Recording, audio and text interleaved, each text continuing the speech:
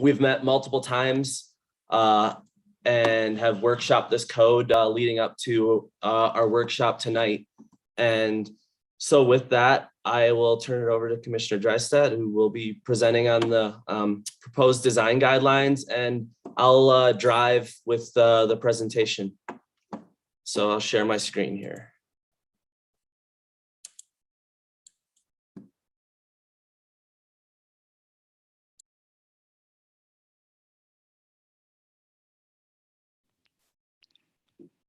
Okay, as a result of the situation as Philip described it, we took another serious look at the commercial design guidelines.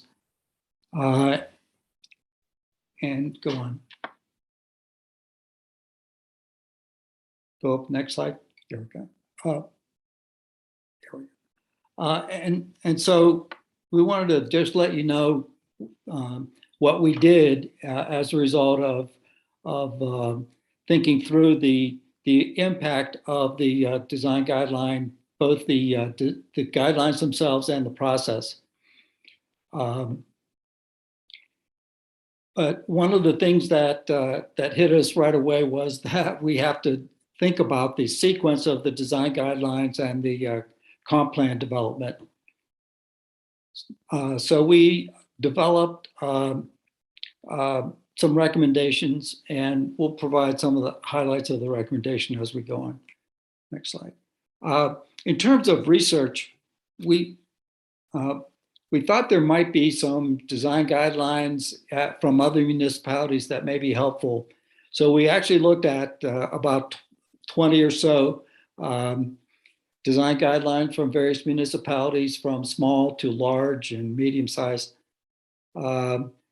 hoping to find something that was fairly common across municipalities, and found out that there's not much consistency between and among municipalities. The range of pages was from 9 to over 300. But virtually all of them did mention that the design guidelines are driven by the comp plan, which puts us in the situation of we're just about to start the design guidelines or the comp plan, and we're also looking at revising the design guidelines. Another thing we noted that several municipalities would vary the guidelines by sections of town. And there were elements that showed up in most of them. And so we looked at what those elements were, and I won't read through that whole list, but you can glance down through and see what appeared in most of the design guidelines. And so we looked around and found a template to start with, and then added onto that template things that we felt were specific to Lyons. We actually got the template from Cloverdale, California, but also looked at a couple of the design guidelines here in Colorado that were closer to that 9 or 10 page format. So next slide. In terms of sequencing with the comp plan, where we are, I think, is developing, in effect, interim commercial design guidelines as the comp plan goes through development. And as the comp plan development is providing information, we'll gather that in terms of what's the effect on design guidelines. Do they need to be updated or changed?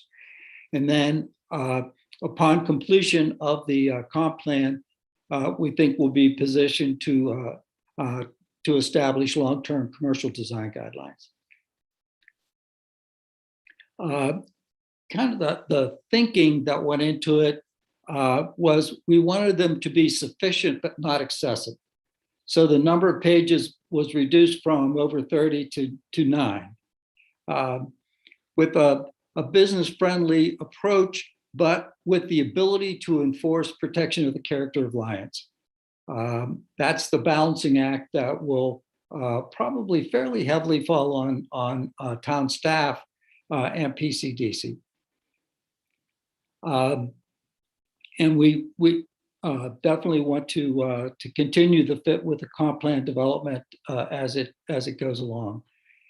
We want them to be flexible and able to be updated. In other words, if we got something wrong, we want it to be updated as easily as possible. We may need some guidance from town attorney for how to do that,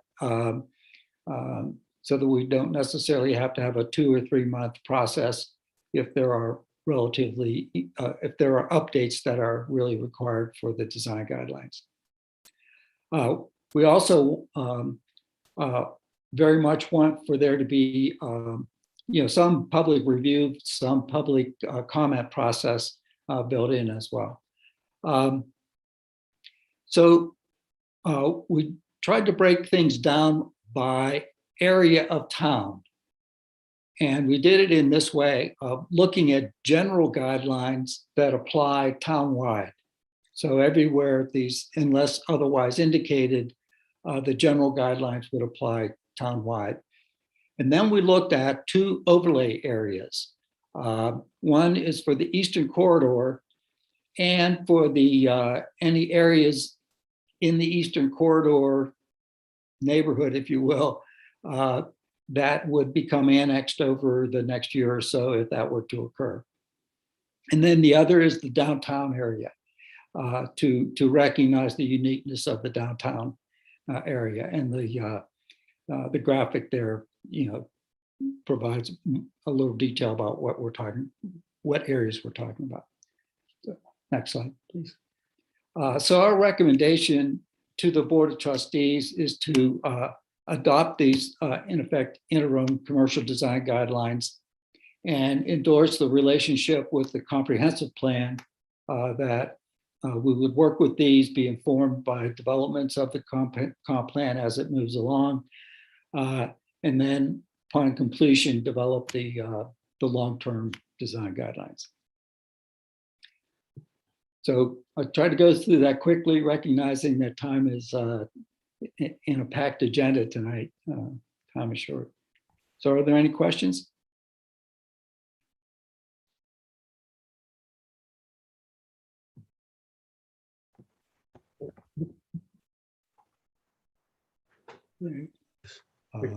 Mayor Pro Tem. Trustee Bowman?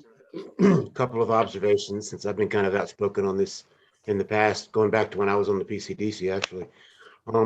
There's a real coordination problem is I'm gonna call him Barney, former trustee Drystad. He's wears a lot of hats. Anyway, just said, you really have 2 areas here in town that potentially are subject to these guidelines. You've got the Eastern Corridor that's essentially undeveloped commercially. There's some buildings out there, but nobody wants them to stay. The only new building out there is the Public Works building that sits back off the highway. So you got really an undeveloped area.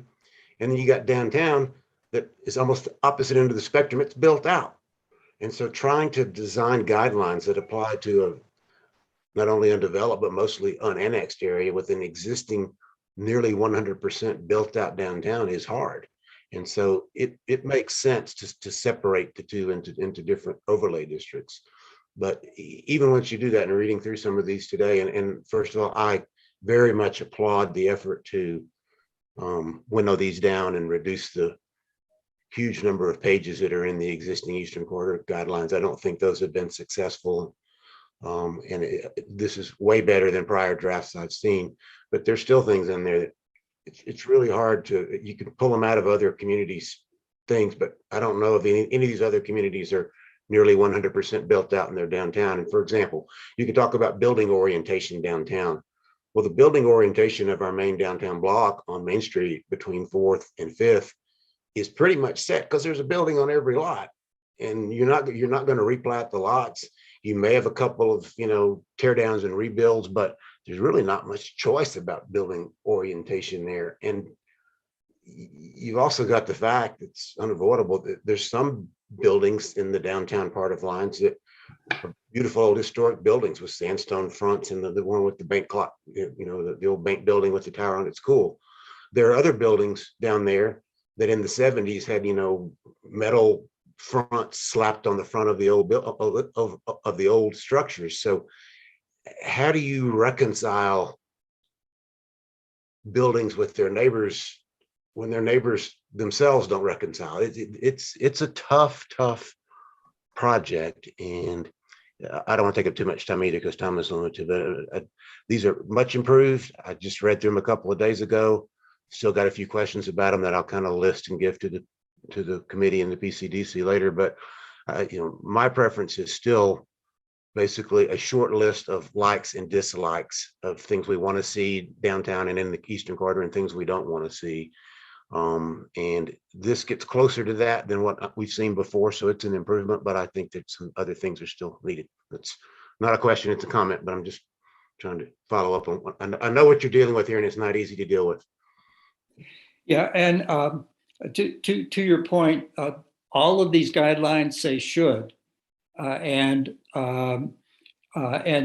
flexibility is built into the entire document. So on the point of building orientation, that is actually directed toward sustainability because buildings that are oriented toward the south have obvious advantages and so forth. So we would want that to be, to your point of wants and likes and dislikes, that would be a like is when a building is made a bit more sustainable by its orientation. And also in terms of dislikes, we don't like parking going away, for example. So in many ways, it does follow that perspective to the degree, at least that our draft indicated.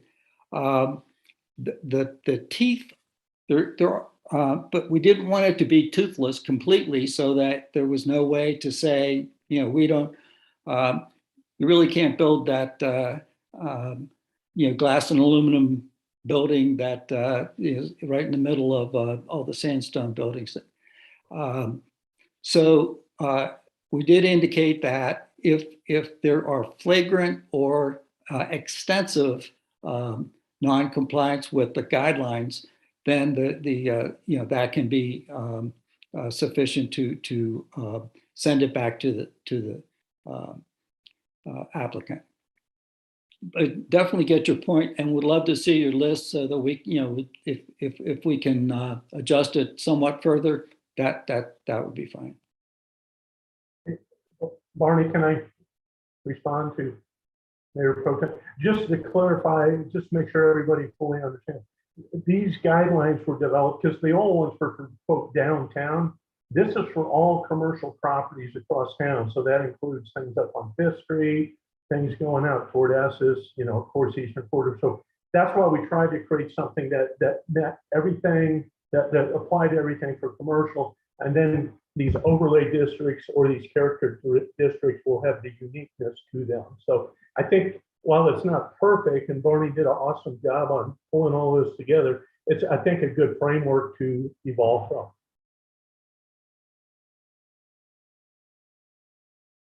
Yeah, I would like to mention that the Eastern Corridor guidelines are very slim here. We might actually need, if we're erring, it's on the side of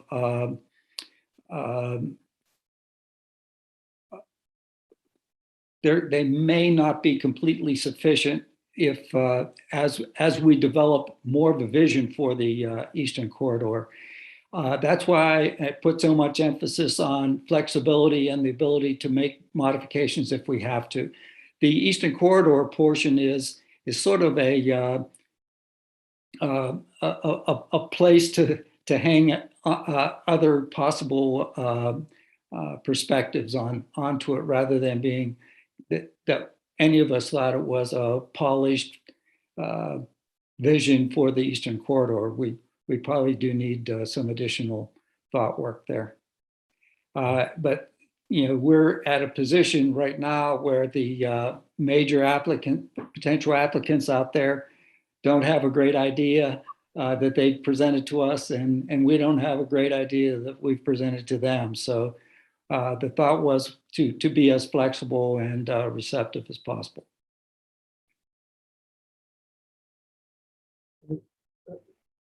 Yes. Trustee. So yeah, thanks. It's hard to see everybody with the screen shared, so I hope I'm not talking over someone.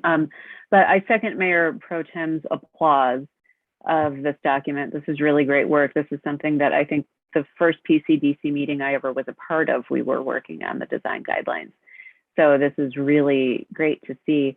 My question is, so you talked to some folks to get their perspective, some people who have developed or trying to develop in town. Did you have the opportunity to socialize this with them and get any feedback yet? We haven't. I think we're coming to you first. We do believe that there should be a public comment period. Now, actually, one of the applicants that was reviewed as part of the Economic Vitality Commission, and we have had some discussions with them. We haven't actually presented this to them for review and feedback, but I think that's an essential part before we get to finalization. My understanding is that if this were to be part of an ordinance modification, that it would have to go through public review with the Board of Trustees. And after we would get feedback from you through this workshop and others, then we would sort of socialize it through the Economic Vitality Commission, and then perhaps directly with the Farmat as well. And perhaps some other folks around town and with the Think Generator folks. Thank you. Any other questions? Trustee Kerr? I'd like to reiterate what my other colleagues have said. Thank you guys, all of you on the PCDC for working on this issue. Yeah, you want to turn yours down? It's been a while. We'll have to work this out again. Dave, yeah, thanks for saying, and Barney, about making this flexible enough for the future. Because I think, Barney, you and I have talked many times over the last 6 years about the development of downtown Lyons, why there might be property that's currently residential, but very close to commercial right here by Town Hall, that someday, if you look at other river valleys that had homes just 10, 12 years ago, and now they are businesses over the river, they are restaurants, they are tax generating businesses, and that can possibly happen in Lyons. So yeah, if you feel you've opened this up nice enough to be accommodating, that's really great, because it saves staff and future boards hopefully a lot of time, and possibly a lot of painstaking for developers coming in or a local owner who wants to make a change. So thank you very much for everything. This is a nice document to see as we work with it. So thank you very much. Thank you. Any other questions? Okay. If not, let's move on to the development process. This was more some tweaks, I would say, than a complete overhaul. Thunderstrom, would you like to present? It looks like you are. Okay, thanks.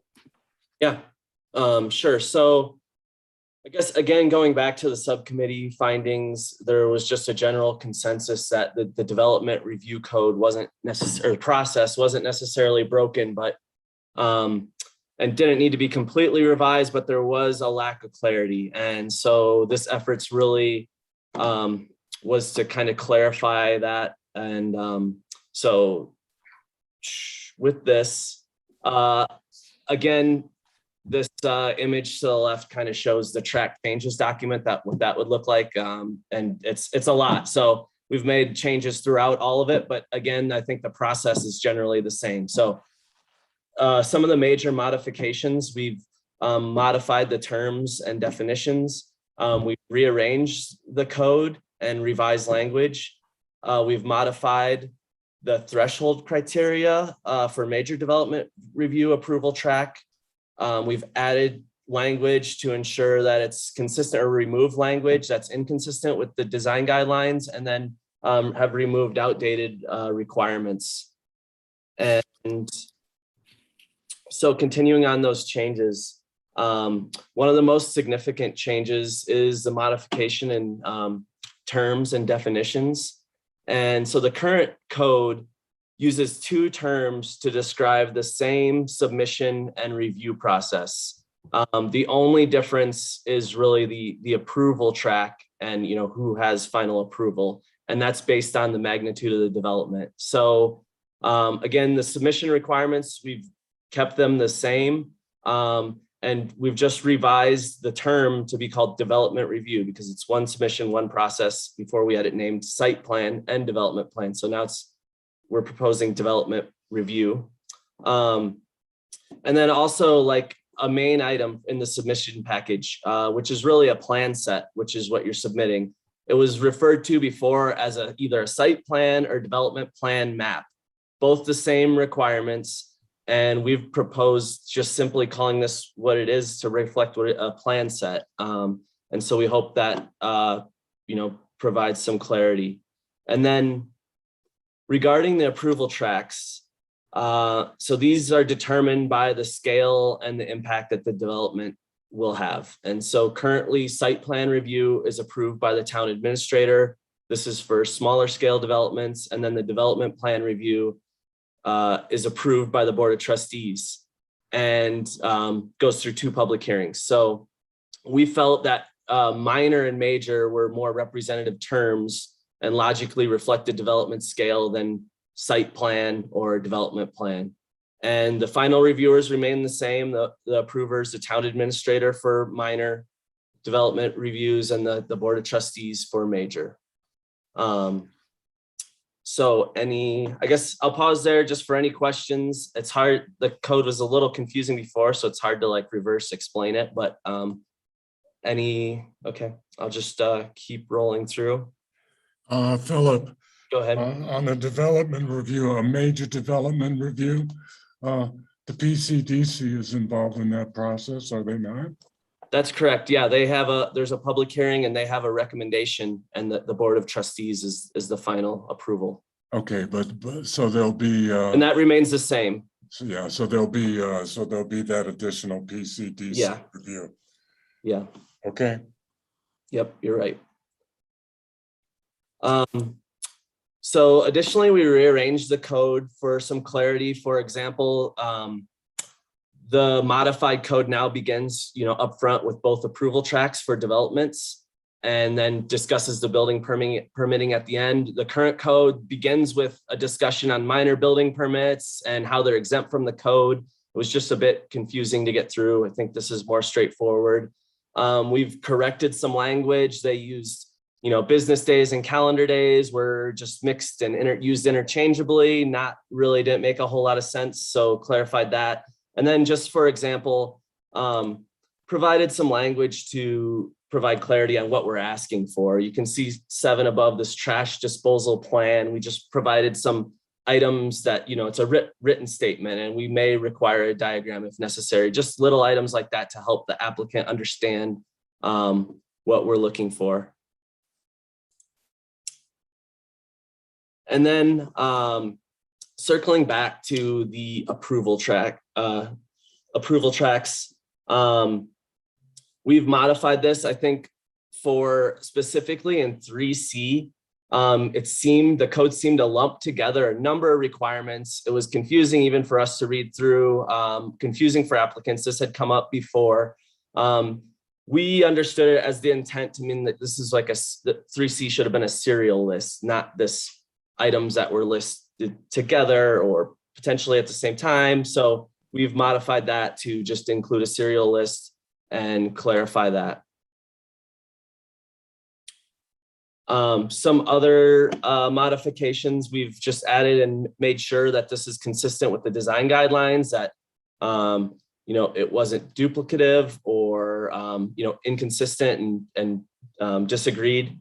And then we've removed some outdated requirements. Mylars, they're no longer required by Boulder County for approval. So that's something we've removed.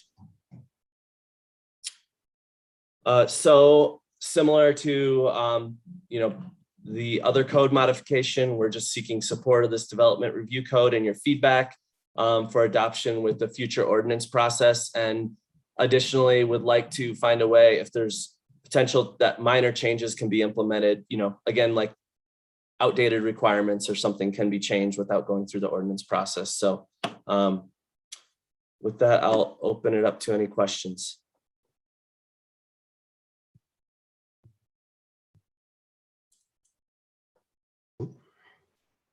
I've got a question in a couple of areas. One, and it's a question, and I don't have a proposed solution for this. It's just kind of like highlighting an issue.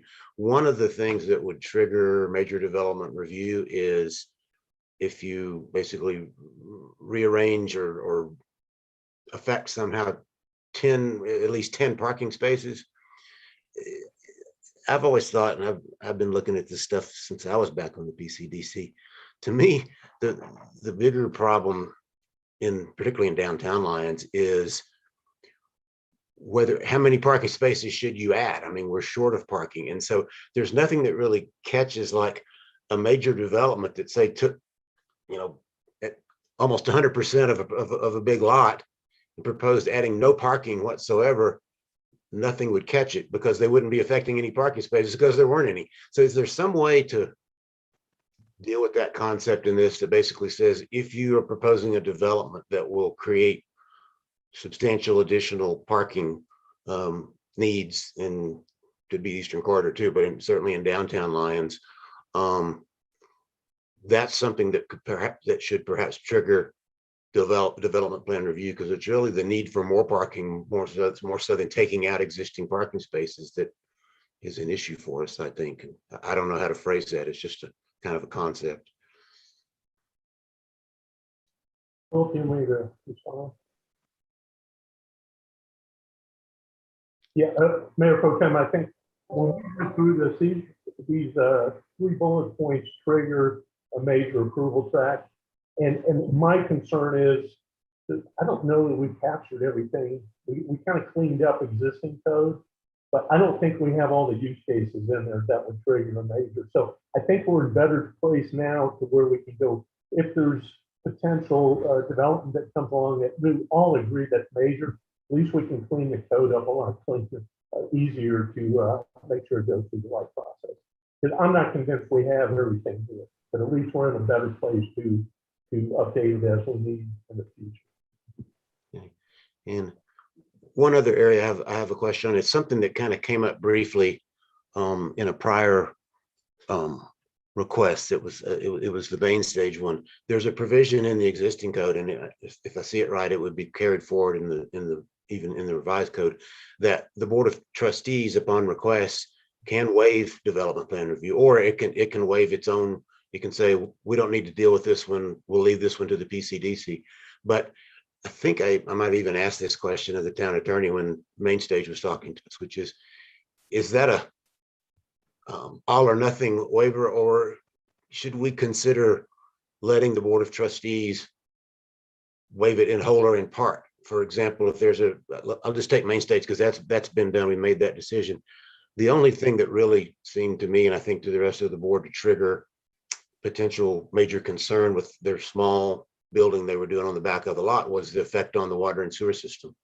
And so if a development comes along that triggers a concern in one area, but basically is not a big deal in 8 other areas, would it be possible for the Board of Trustees to say, we want basically to have the final say in this, have it go through the development plan review process like a major development, but we only think the applicant needs to address 6 out of 8 criteria and basically limit the scope. And talking about flexibility on design guidelines, should we try to build some flexibility into the development plan review process and let the Board of Trustees, for good cause on a particular development, limit the scope of development plan review? And that kind of came up a little bit with the pole barn too, of why did they have to do all kinds of I think it was landscaping or something like that when it really wasn't going to change what was there. So you think that's something that could be built into it, was like a partial waiver, I guess, would be? I don't know if that's the right term. I think you could. I think maybe the cleaner way to do it is to say that if the board determines that certain criteria are inapplicable or won't provide useful information, then the board can waive its review of those particular submission requirements. That may be the easier way to do it, rather than make it like a more of that you're waiving portions of the approval, you're waiving portions of the submission and review. If that makes sense. It's the same, you get to the same place, but it's kind of a backwards way. There's Looking at it. some discretion. In fact, there's a lot of discretion in the way the existing code was written, that I think it was basically at the staff level or town administrator level that they could waive all kinds of things. And you know, I guess that's a question is where in the process should that decision be made as to what's waived and what's required, and maybe staff recommendations to the board or PCDC recommendations to the board or something like that. But I think we ought to look at adding some flexibility here, and that's not something that the change is triggered. That would be a new thing in this. But let me just say, overall, good work on this stuff. And I know Yanni put a lot of work into it before she left as well. And some of these things we talked about on the PCDC in 2017. And the drafting of this section of the code was always messed up and confusing, and to boards and PCDCs and staff and developers and everybody. And I think this goes a long way toward clarifying things and making it simpler and more understandable. And so I really appreciate the effort. Town council. Yeah, if I may go back to a second on one of the earlier questions about whether we could make a parking trigger essentially for development plan review. Certainly, yes. I just want to bring up the example when I was with the city of Littleton, we had a parking trigger for a number of building permits. You know, in order to get a building permit, you had to bring so much parking or parking credit to the table. And the only way that could be waived really was through joining the historic preservation district. And then you'd get basically credited so many parking spots. And so there's all sorts of things you can do around parking. It gets really complicated if there's not a lot of parking to get. But, you know, Littleton essentially had a credit program where you had to bring so much parking to the table as a new development or redevelopment of a downtown space. And the only way you could rent out spaces in someone else's lot if they existed, develop a new lot somewhere that you'd be parking and bring to the downtown area, or you could join the historic preservation district, which would get you some waiver of the parking requirements. So there's a lot you can do with that, but it can get really complicated when there's not a lot of parking to be had. Town administrator. Do you have anything? Okay. No, that's pretty creative to consider that. So. And I would add, just to the Mayor Pro Tem's comment, there is in the pre-app workshop, the town administrator has flexibility to, as they go through the 15 different steps and documents needed, they can adapt based on what the potential development is. So there's not a lot of time wasted on things that aren't applicable. I concur with Mayor Pro Tem Browning in regard to his statement that having a more efficient language and basically a streamlined process for developers, considering the situation that we're going to be entering into very shortly, especially downtown, is excellent work. Thank you very much, sir. Everybody. Any other questions?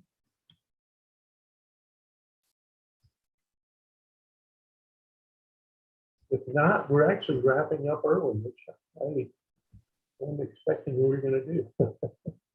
But I think next steps are the first and second readings on these. And then if there's other comments as you dive into the details, please send them our way. Probably use Philip as the conduit for that. But they're not, I think we're in a much better shape on both of these municipal code regulations. So thank you for your input. Thank you, sir.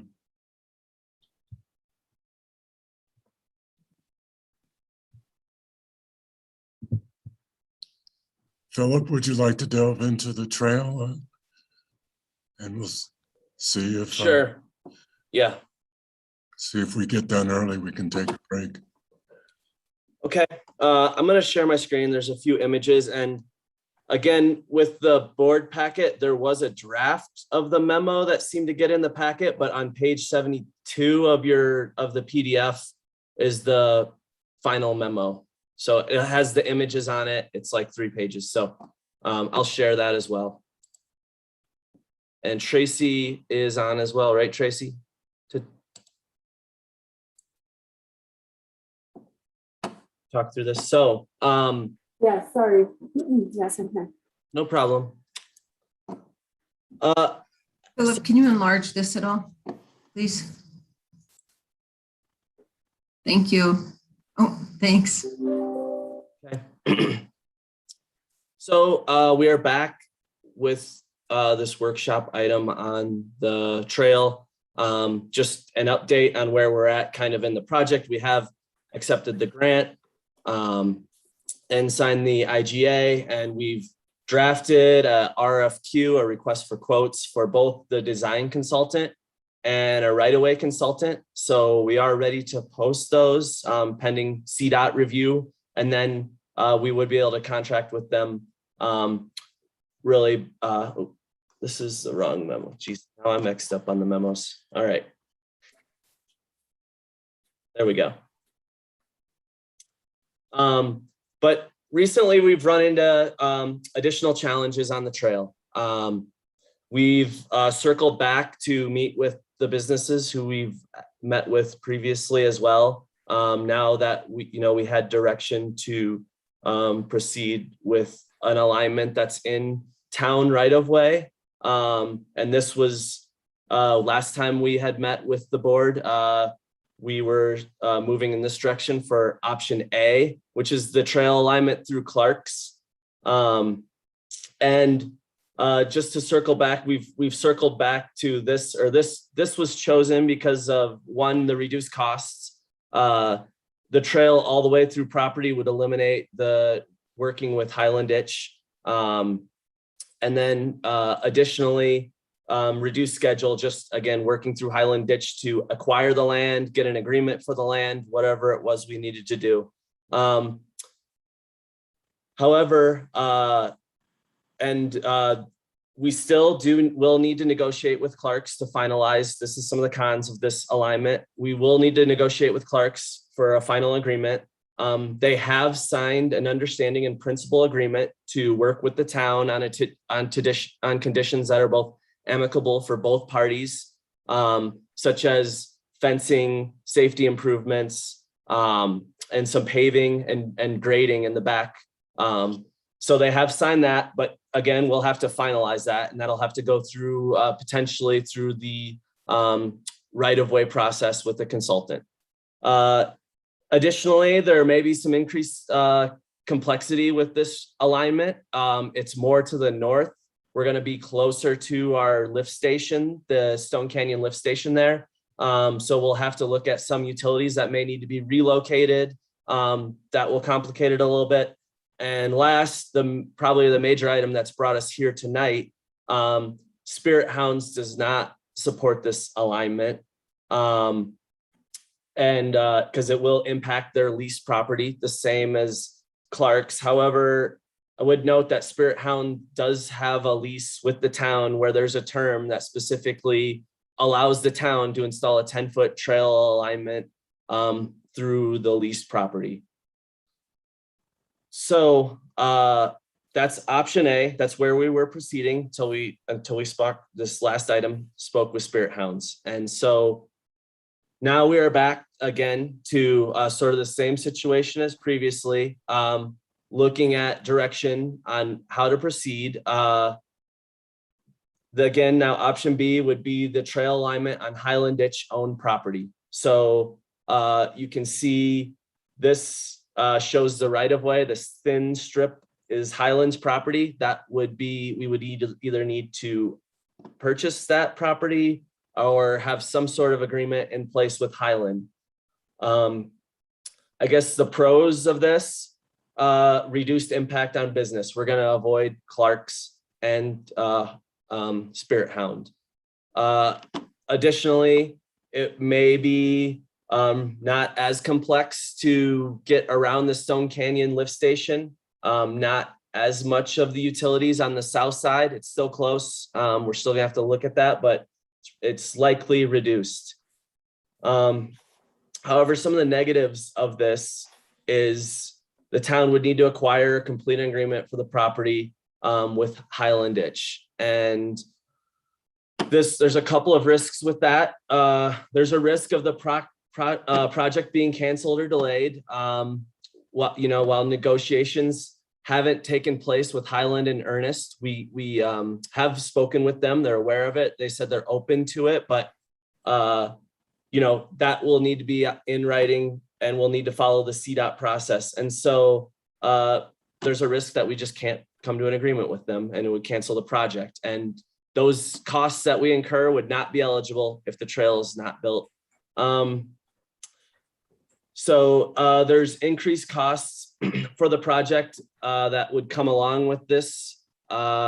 Initial discussions with Highland, they have some concerns on mitigating their operation and for safety. This includes some of their infrastructure to be relocated, demoed, access and fencing and signage. We anticipate it could be, exceed $100,000 potentially. And they've in past negotiations, I will bring up, Highland has been open to a land swap potentially of their diversion structure, which is on one of the attachments. I can just scroll down to that quick. So in the past, they have been open to a potential land swap. So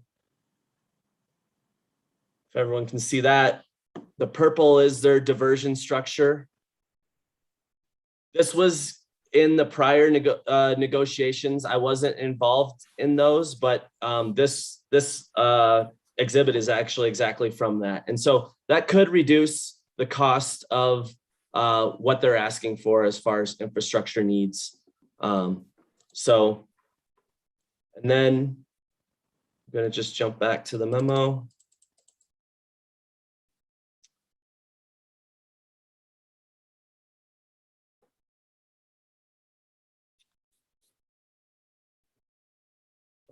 And then as far as negotiations with Highland to acquire their land, we would have to go through the Uniform Relocation Act, URA.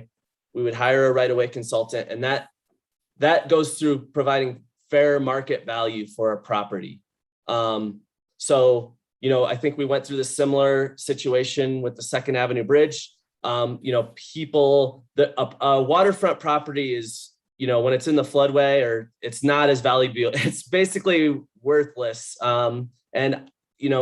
Unsure of how much this value would be, but most likely we are not going to get an equivalent valuation through the right-of-way process to what Highland may be asking for their property or in kind, improvements.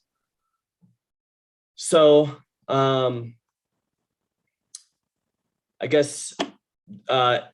in conclusion, we some options that staff has thought of, as well as we could obtain a right-of-way consultant to solidify the terms of agreement with Highland to understand exactly what those amounts would be, and that could give us a better idea to make a decision. However, should we make the decision, we go through the right-of-way consultant, we go through negotiations with Highland, which, we have to pay them as well during our negotiation process with an agreement for their attorney's time, administration, engineering. It could be $20,000 to $30,000 to get to terms with Highland and come to an agreement, at which point we could make a decision. If we chose not to move forward with the project, again, these costs would be ineligible and have to be borne by the town if we didn't build the trail. So with that, happy to open it up to any questions. Tracy, if you want to add anything. All I really wanted to add is that, Highland has made their list of demands. I think any of those items could be negotiated. We haven't negotiated anything with them, nor have we done any negotiations with Parks. I do feel that if we no matter what, we're going to bring on a right-of-way consultant to assist with either party. And maybe it'd be a good idea to bring them on just to talk to both of them and come back to the town and make a recommendation of what is the most feasible option between the two. So they might be able to assess that in the beginning of getting them on under contract. So that's just another suggestion that maybe we just move forward with the right of way and just see in their professional opinion which is the best and most feasible option for the town to move forward. So that's all I really had to add to that.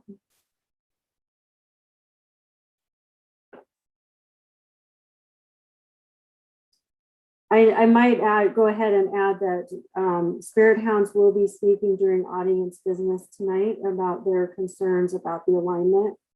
So we just wanted the board to be prepared with all the options and where we're at in the project, just knowing that they're going to be coming forward with their concerns tonight. Could we have the screen back, Philip? Thank you. Any questions for Philip? Yeah, I have a question. Go So ahead, sir. that crosshatch piece of property behind Clark's is indicated as Lions. Is that where the storage building is? And so they're leasing the land from us for the storage building, correct? Yeah, that's correct. The town actually owns the building and will own the building when they leave, or if we want to add it in the lease as well, Okay. to the new lease. And as I look at that plat, I'm not sure what Spirit Hound's objection is for that little jog in the trail. It doesn't appear to impede on the back of their property noticeably. Can we bring up the map again, Philip? So there's another map that clearly shows that it will cut through, it'll come through on the south side of the property they're leasing from us. That is where they have like a stage area. And then, can you show Philip where that fire pit is? You can see it's a faint circle. Yeah, I was gonna say this, you can kind of see the paving and the fire pit here. So this is a 8-foot trail. So it's essentially, 10 feet of their, of that back area that they have. And if you know, the fence is up. Highland had installed a fence a couple of years ago on their property line. So you can, I don't know if you've been back there, but if you know that chain link fence, this is right up against that chain link fence. Okay, all right. Yeah. Thank you. Yeah, it cuts up against that fire pit and cuts out that whole corner there and they just feel like it won't be a usable patio space anymore. But again, we're talking about they also are leasing town land, is that correct, on our right of way there? Right, that is town property. That whole patio area is town property, so that is a leased area as well. Another thing I wanted to mention is that they'll bring up today too, just past the storage building behind Clark's, there's quite a few town utilities that there may be some conflicts there that we will have to address. And I think everything can be, we might have to adjust the utilities back there, but they're going to bring that up. We've got a lift station back there and tanks, and we've got utility lines. I mean, there's a lot of utilities right in that area there that will have to be addressed with design, but that will be part of their concern as well. So are you saying that the excavation for the trail will be deep enough to No, it'll be more about access of if we have to do any maintenance, depending what kind of equipment and stuff you need to get back in there. I think there's a couple, I think there's like an odor control thing that might have to be moved over. There might be a few adjustments, but I don't think that we would lose being able to get to those utilities. And it's not that the trail will be deep, but there's some above ground utilities there too. We have a whole utility box and stuff there in the lift station. Okay, well, just an opinion. I think option A is a much better choice if precludes Highland from the discussion, given the past history and given what's been said here tonight. I think any option that leaves Highland out of the equation is a good deal. I'm a little flabbergasted also by the land swap that's proposed.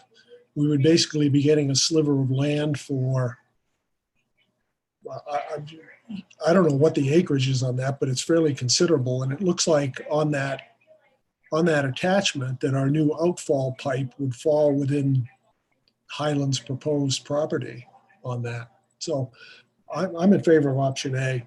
Sounds a lot easier and less expensive.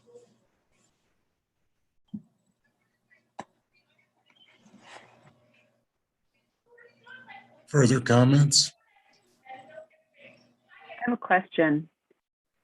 So the right-of-way, when we talk about getting the right-of-way consultant in to kind of analyze both options, what do you think would be the cost of just that analysis?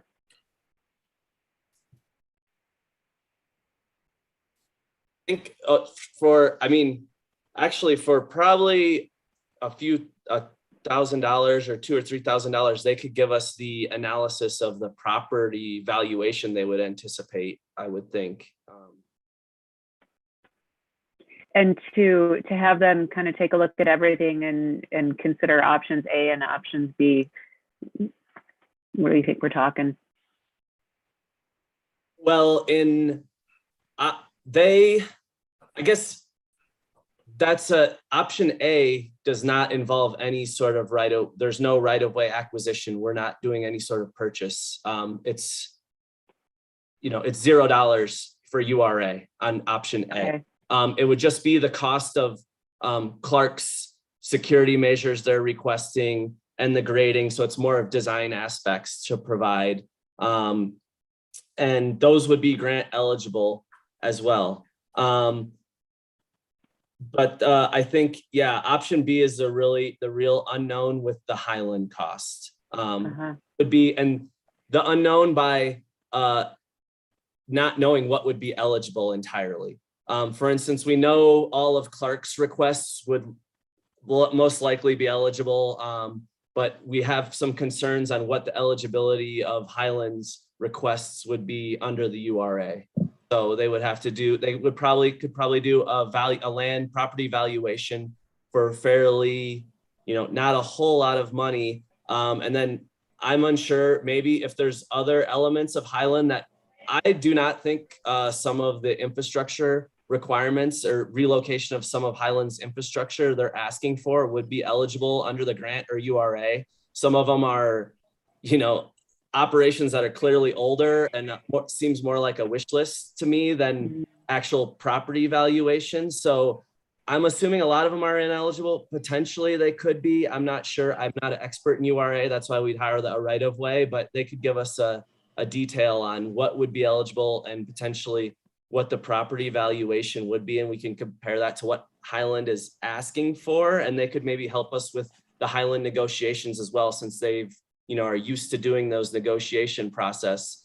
That would probably be the most time consuming, is any time they would need to spend working with Highland or costly, and then Highland's bills to us for working with us as well, attorney time. So depending on how well the last time we spent $6,000 negotiating with Highland and didn't have it finalized, just to give you an idea of where, what we're kind of anticipating for costs to get to a final agreement with them. Okay, thank you. I agree with Trustee Lowell. I think we should try to move forward with option A. Further comments? I've got a couple of questions. First, I guess dealing with the potential land swap. I don't fully understand what would be involved there. Would the general suggestion be that Highland would transfer to us the thin strip that we put the trail on, and we would transfer to Highland the purple outlined space that's town-owned property now? Is that the? Yes, and this was just something that was proposed last time. They did not bring it up this time, that was brought up years ago when we had the other funding. Okay. The time that we met with them most recently, they didn't bring it up. But that's something that we knew that might be a potential negotiation piece because I've been there in the past. But yes, that's what they have proposed before. That they're, but that is part of a larger piece of land, so we have to, go through the whole process of, just giving them a portion of it. Even if that was done somehow and negotiated, would the Highlands infrastructure that's on the thin piece that they own now, wouldn't that still have to be replaced or altered or something like that? I mean, just swapping the land doesn't take care of the need for safety infrastructure and that kind of thing. Right, they would still need access, and we probably would need fencing along there. But there, the other things they had on the list was to demo an old diversion, remove an old bridge, build a new flume. Yeah, so I yeah. guess the thought is to that land swap is something that maybe could be used as a negotiation piece to reduce their ask, essentially. Yeah, Yeah. basically they get valuable land, and they either don't insist on some of those other changes, or they agree to absorb the cost of that instead of us because of the value of the land that we'd be giving them. And I guess a related question is, what does the town see for its future use, if any of that land? I mean, if we keep it, what are we going to do with it? The land with the diversion. Yeah. I don't see any, I see that it would be a land swap. We would both need an easement. They would need an access easement. We would need a utility easement. Because what utility infrastructure do we have there in that property? Our brand new outfall from the wastewater plant is on the lower side of the diversion, depending on how it was defined. I think that purple thing, whatever shape that is kind of large. I don't think it would need to be that big, especially on the upside. But it does take some liability away from the town if they owned it instead of us, the area above the diversion. Yeah. Okay. Then I have a question relating to spirit hounds. I understood from things that were mentioned in years past that spirit hounds had expansion plans that would involve going onto the vacant lot on the other side of the building. In fact, that we did a lot consolidation so that they could do that. And I don't know, perhaps I wrongly assumed that when they did that, that the patio area in the back that they lease now wouldn't be essential to their operations anymore. Is that what they have in mind? I know they haven't proceeded with that, but I thought that was a general plan that they had long-term, is expand onto that vacant lot that was consolidated now to a single lot. And, we've had the easement across there. I mean, their lease has always, it's been renewed several times. Their lease has always said, recognize that a trail might go through there someday. So I thought that partly because of that, they were moving to this expanded area on the other side of the building. Do they still have those plans as far as we know? Yeah, they've reached out to us a few times. I've met with them. We've done a pre-app conference actually for it as well. And then they were on hold for a bit, but actually just last week, they reached out to me and said they have their, site plan engineer on board and are moving forward with their, plan to submit soon for application. So unsure timeline, but. But to add to that, I met with them on the trail, and they felt like that the patio back there is essential to their business. And they feel like we are impacting their business by making the patio not usable for them. They said they have weddings and music and stuff back there. So what they told me, it was impactful to their business, but I don't know what the other plans are with the lot next to them at all. So. Mayor Pro Tem. I've been to events there, and I understand that, but I thought they had in mind transferring the patio access aspects of their building to somewhere else on the property, because if that trail was ever going to be built through there, it's got to go through that patio. You can't get around it. And Mayor Pro Tem, I had the same assumption you did. And when I visited them on site just last week or the week before, They said, no, the new lot will be used for an expansion of their manufacturing and of their business. They plan to keep the patio and continue to lease from the town to keep that that design aspect on site. So And those we are, assumed wrong. are those, okay, yeah, I didn't understand what they had in mind then, because, I mean, it's been talked about for years that a trail might go through there. And the leases, are they annual leases, 3-year leases? I forget that we've been doing. They're annual leases that can be renewed for 3 years. Actually, we just found out when we came back from that meeting with them that their lease has expired. And we will be putting it on the agenda in November for renewal. Okay, It expired during, the kind of right as COVID came into place, when things were pretty hectic. And so for some reason it was a 2-year lease, and the other ones were 3. We can't recall why theirs was different. But it has also this provision, and it continues on a month-to-month basis. So long as they pay rent, the lease is in effect.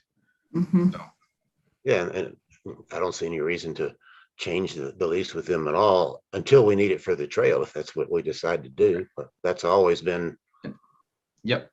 part Yeah, of what that's come up every time we've renewed that lease. That yes, we have we had a, in fact, the only reason it's not in, and it's in there with Blue Mountain Stone too. The only reason it's not in there with Clark's is because Clark's lease is so old that it wasn't envisioned at the time that they did their lease, which puts them in kind of a different legal and bargaining position than the other two tenants, I guess.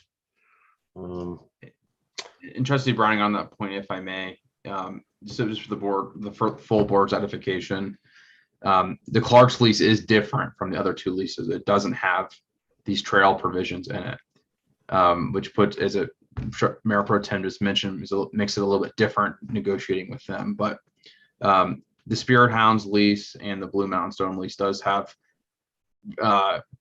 really good protection for the town to allowing this trail to go into place. Is there any issue with Blue Mountain? Is the portion of their property will go on, it doesn't affect their storage buildings or anything like that? There's some effect with Blue Mountain. They're gonna have to move some stuff and probably demo a building. So there's some impact to them as well. Okay. And could somebody remind me how much is in the grant projected for both consultant costs for negotiating this stuff and the actual land acquisition costs, whether that's improvements for easements or safety precautions or grading or whatever? How much money do we have actually kind of projected in the budget for this from the grant to do all that stuff? Well, I don't think right-of-way consultant was projected in the budget, so it'll probably have to come out of design. We did have an item for ditch property acquisition or something vague like that. That's $100,000. And I think, if we were, as long as it's eligible costs, like for security fencing, things like that, I think CDOT would be fine with us. And we don't need to use the $100,000 to acquire property. Then I think we could shift that to other needs in the design if necessary. Okay. And then one more question, I guess this is probably for Brandon. If we pursued option B and with Highland and the negotiations with Highland just hit a wall, and their demands are unreasonable, or they just say, no, we don't want to negotiate, the town's legal option, if it wanted to pursue that option B, would be a condemnation suit for an easement. Is that right? For an easement or whatever interest in property we would like to see out of that, we could condemn for in fee ownership of the property. And I've spoken with last times, a couple of times we've ran this problem. I've spoken with condemnation attorneys who've said that they're willing and able to condemn a ditch company, and this would not be the first time. Okay, so ditch companies don't have any sovereign immunity protection from condemnation suits or anything like that? They have their own special rights under Colorado law, but certainly for a public project as public interest, there's the ability to condemn interest in a ditch company. Okay, thank you. Counselor, if we entered into the concept of a land exchange, that's divesting town property. What implications does that have? Well, it depends what the town property is being used for. If the town property is being used as wished to be swapped, then it would require an election. If the land is surplus and not being used for anything currently, then we can dispose of that property with a resolution declaring it surplus and agreeing for it to be alienated. And I think this board's pretty familiar with that process on a few different projects. But it all depends on what exactly the very specific limit to the property that's being requested, one, and then two, what is it currently being used for? Okay, and your opinion about it being used for the outfall, where would that place it? Well, I don't know what the request is specifically. So if there's a way to carve out that piece of the outfall, then that would be one thing. But if what they're requesting is currently being used for the outfall, then it would require an election. Okay, I just wanted to clarify that in my own mind. Then the other question I have, and I understand any legal use term in a lease, but that lease, since the day that it was signed originally, because I was here, was specifically for parking. And then all of a sudden it got turned into a tent and basically an event center. And there's no problem with that? The current lease, as I recall, and I did review it fairly recently when this issue with their expiration came up, is that it doesn't place any limitations on use so long as the town's rights are superior. And that if we ever need to come for a trail project, that our rights supersede whatever rights they have for use of that property. And so going from parking to a fire pit and an event tent without notifying the town is fine? Well, there's no limitation in I don't know what lease was signed when you were Mayor Marangelo, but the existing lease that's there now, and the only lease I'm familiar with, which is that one, has no limitations on use and no notification requirements. Okay, thank you. Let me ask one more question about this land swap.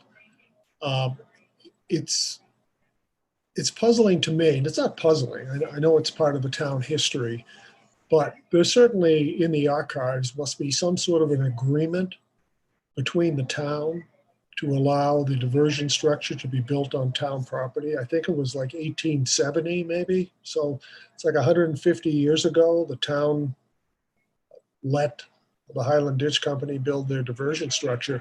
There must be some governing legal documents to that. Has anybody looked into that? I think the ditch was there before the town limits were there. Yeah, Well, wait a minute. But we own the land that it sits on. Now we do. It was dedicated as, I believe, as part of Lions Valley Park at some point. Is there any documents to that effect? And do they preclude any sort of the land swap or actions that we're considering here?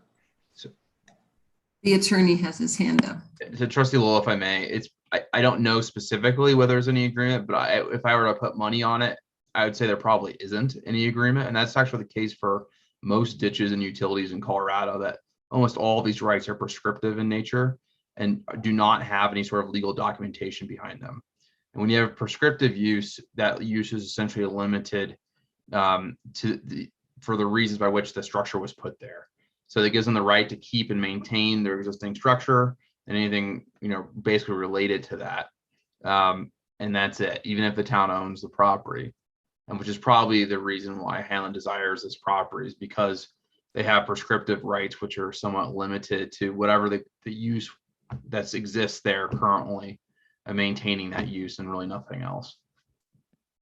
I think it was Mayor Pro Tem Browning who mentioned the word liability in regard to this property. So their diversion structure sits on town property. What is our liability?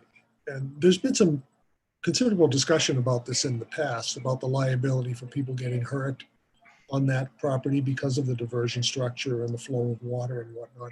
What's our liability with this sitting on our land? It'd be Highland's liability. If it's approximately caused by their diversion structure, that's their liability, not ours. And the town doesn't own the water that someone would be riding on when that happened. We own the land underneath it.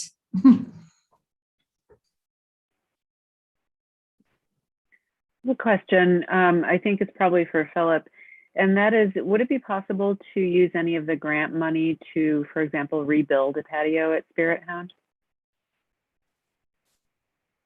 Yeah, I mean, if we're impacting that patio, we're going to have to rebuild a portion of it. I think it's, would be limited in scope to our trail, like where our trail project goes through, obviously, like not, there's a cutoff, but we'll have to remove the existing patio, install if they would like fencing, and then put back some sort of patio for anything we damage, but limited scope on that from our impact.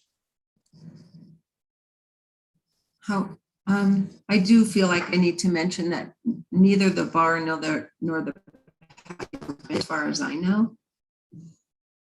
And so that might need to be a consideration. You cut out Administrator Simonson. What did you say at the very beginning of your comment? I said, as far as I know, neither the bar, the stone bar, nor the patio were permitted by the town. So you could do that as a goodwill gesture, but I don't feel as if that was an investment that, we agreed to have on our property at the time.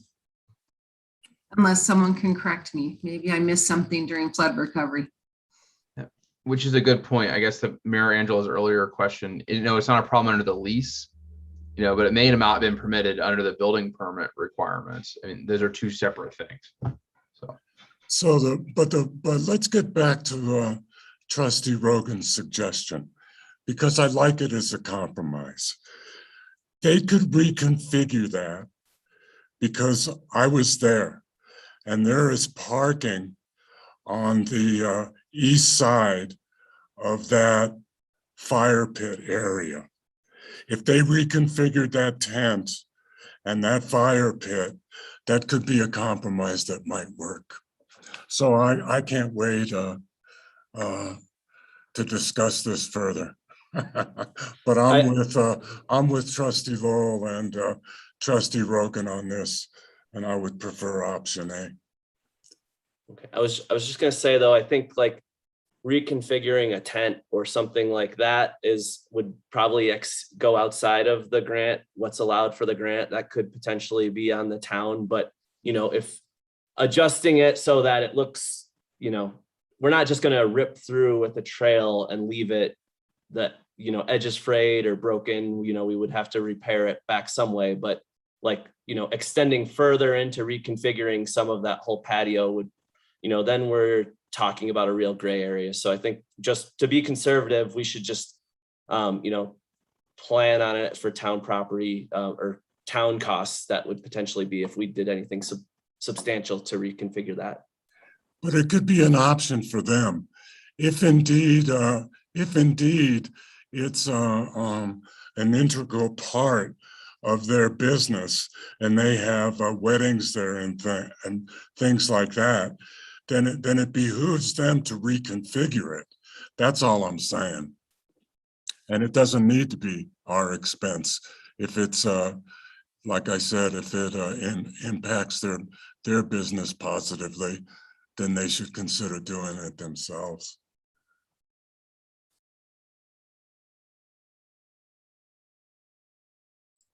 Mayor Pro Tem, how do you feel about it? And Trustee Kervis, how do you feel about it?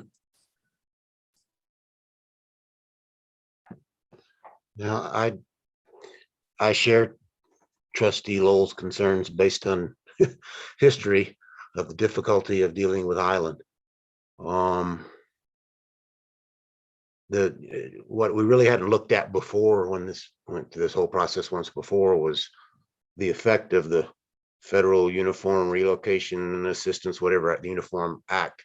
Whether, if I'm reading the memo right, that could, the application of that act could help us because it would set the value potentially lower than what Highlands demands were, and Highlands demands before were unreasonable. So if that act gives us, that's not an out, basically that act could actually protect the town from having to either pay Highland it's what I thought before were unreasonably high demands, or you basically just pay them the true value of their property. Then I don't think that option's necessarily foreclosed. And I don't want to impact local businesses any more than anybody else. But I will say, as to Spirit Hounds and Blue Mountain as well, every time their leases have come up for renewal, the existence of that easement through their property has been clear to everybody. And so they knew that a trail might come through there someday. If things had gone as we all hoped, 5 years ago, it'd already be there. So they've had, from that perspective, they've had an additional 5 years to use their lease property in any way they want to. And so it's certainly something everybody's known was an option. I think Trustee Rogan's suggestion is a good one. If that's what we end up pursuing, even if there is some non-reimbursable cost to the town, I think we should, as a good faith gesture to local businesses, try to work out an agreement that would try to defray some of their costs and share the cost. Because town gets some benefit from those businesses too. They both make taxable sales in town, and but I don't want to say we shouldn't do that because 2 or 3 local businesses don't want to do it, because except for Clark's, those businesses knew that we could do that at any time. So I don't know. I'm kind of on the fence right now. I kind of need some more information about the Highland options before I can really make up my mind.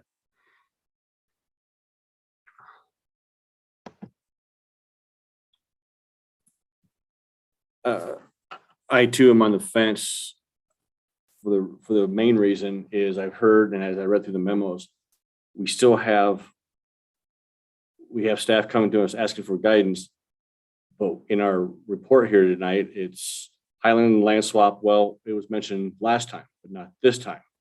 So we don't know if that's either on the table for them or not, but it's being brought up as a possible option. Then there's the list of other items yet to be negotiated. I don't know if have we heard all those, or is it just there's some other little things out there? The right-of-way consultant is brought up on the different options, both A and B, will be hired to figure more costs out. So here we are with not knowing true costs again of everything.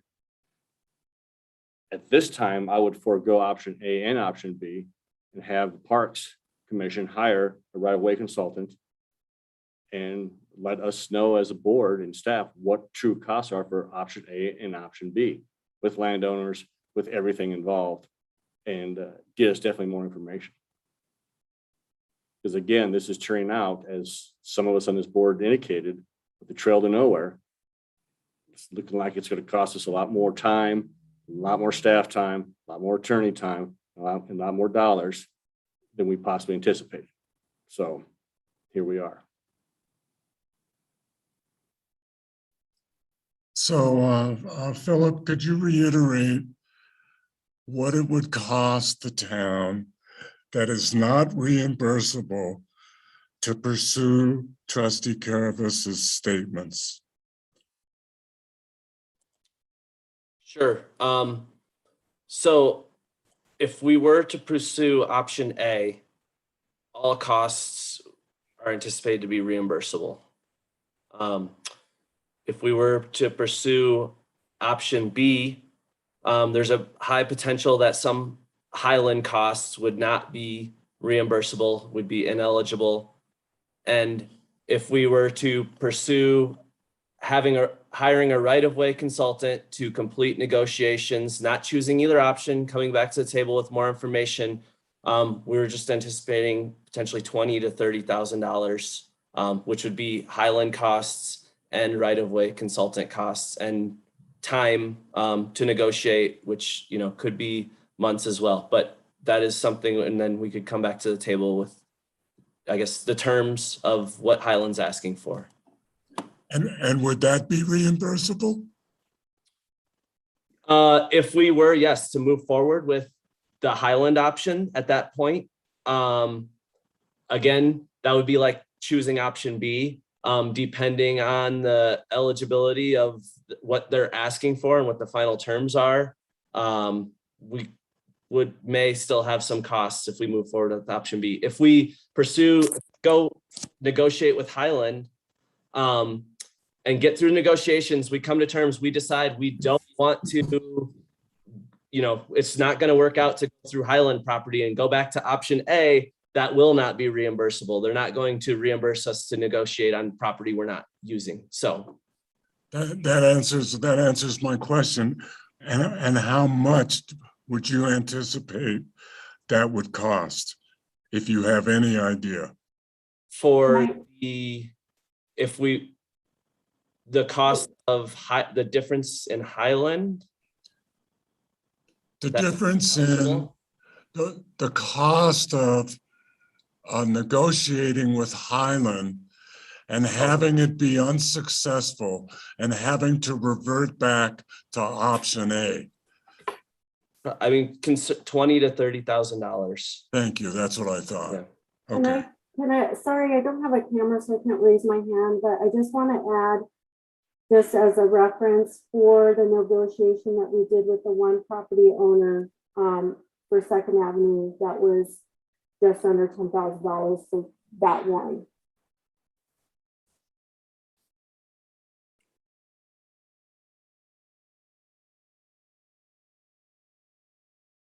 But it just depends on how much time you spend on it, how far you get into the negotiation really depicts how much it's going to be. And as Philip is saying, if we look at both of them and we go one way and not the other, then any costs associated with the property we don't pursue, then that's probably not eligible. But whatever we pursue probably would be eligible. And then and then their demands could be eligible as well, depending on what they are. Thank you. Any further comments? I think we need more information. I think that's what we've gotten from the board tonight. I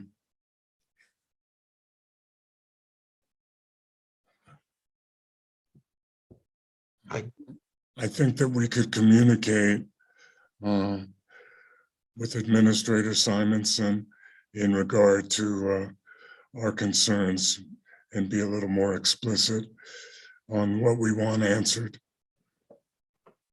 Mayor Pro Tem. In that regard, and kind of following on what Trustee Caravas said, I'd be in favor of proceeding as quickly as we can to retain the right-of-way consultant, bring the right-of-way consultant in, have them evaluate what they think the correct costs would be under the Federal Act for proceeding with the Highland property, and at the same time have them at least do an initial round of discussions with Clark's and bring us back cost information that we don't have on either one of those options right now. I think we'd all just be guessing at what we might have to pay Highland for that property access, and same thing with Clark's. I know that there's some potential cost there, but I think it'd be good to get an expert opinion before we made our decision. Because we all from prior experiences on several projects, it really makes a difference if you bring somebody in there who's done this before, and their cost estimates aren't set in stone either. They can be off on their estimates, but I'd really feel better getting information from them before I made a decision. And if that ends up costing us several $1,000s or so to bring them on board and get that expert advice, it's probably money well spent in my view to properly evaluate these options, because either of these options is going to be expensive. So let's get some good expert advice in here before we make the decision. Counselor? Yeah, I just want to add too that if we do retain a right-of-way consultant, or we're ready to make a financial offer to anybody or start evaluating that, we can do that in executive session, so we don't undermine our own negotiation points. So that's something to keep in mind too, that we can get more specific detail on offers and the validity of counter offers in an executive session with regard to specific properties. So. Okay. I agree with Mayor Pro Tem. Trustee Lowell, how do you feel about it? I say we just go with option A. Okay. Trustee Caravas?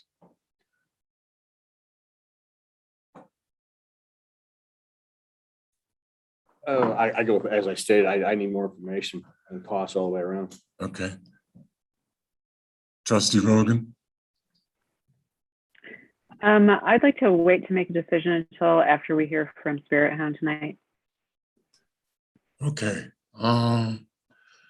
Okay, I think it was a very successful workshop, and I think we need a little more information, and so let's leave it at that. And we'll take a couple of minutes and be back at 7 o'clock to start our meeting. Thank you, everybody.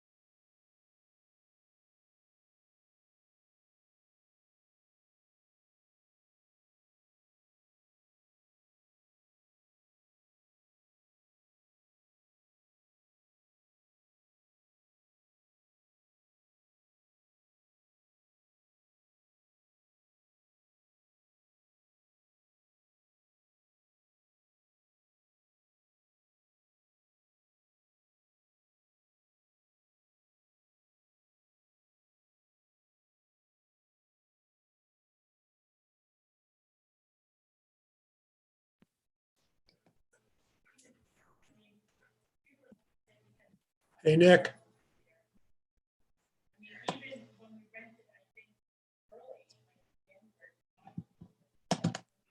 Yes, sir.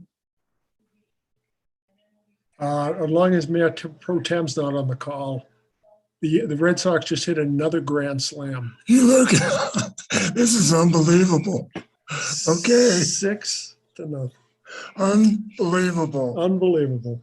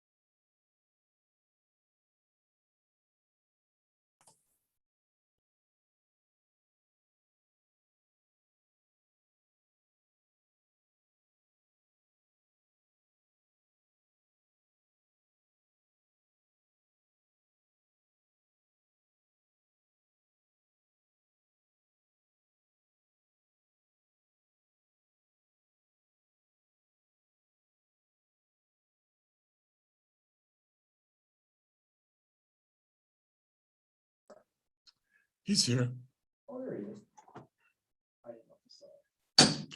I'll call the Monday, October 18th, 2021 regular Board of Trustees meeting to order. Could we please have the roll call, Madam Clerk? Yes, Mayor Angelo, Present. Mayor Pro Tem Browning, Present. Trustee Carabas, Present. Trustee Lowell, Present. Trustee Rogan, Present. Trustee Waugh, and Trustee Miller. Thank you, Madam Clerk. In Lions, we take a reflective moment of silence. And, oh, I'm so sorry. Please all rise and recite the Pledge of Allegiance. Thank you, man. Thank you, Trustee Carabas. I pledge allegiance to the flag of the United States of America and to the republic for which it stands, one nation, under God, indivisible, with liberty and justice for all.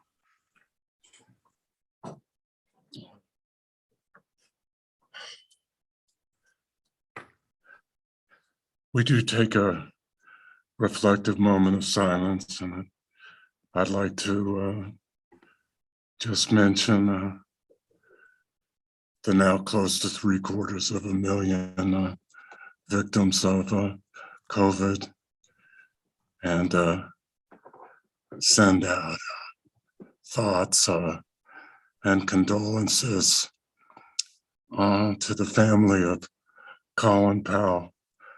I don't equate partisanship with patriots.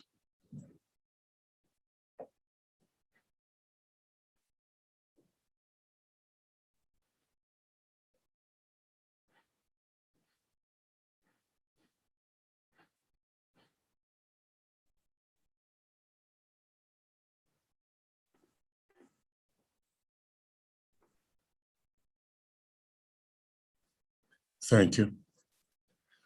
Do we have a motion to approve the agenda? So moved. Do we have a second? Second. Does any trustee wish to amend the agenda at this time? Seeing none, I'll call for the vote. Madam Clerk? Mayor Angelo, Aye. Mayor Pro Tem Browning, Aye. Trustee Lowell, Aye. Trustee Rogan, Aye. and Trustee Carabas. Aye. The agenda is approved unanimously. Now is an opportunity for anybody to address the governing body on any issue except for the second reading of an ordinance on the agenda tonight. Is there anybody in the audience that wishes to address the Board of Trustees at this time? And help me out, Madam Clerk. So I've got two requests. I've got one from Susan Foster and one from Neil Sullivan. Susan Foster, please state your name and address for the record.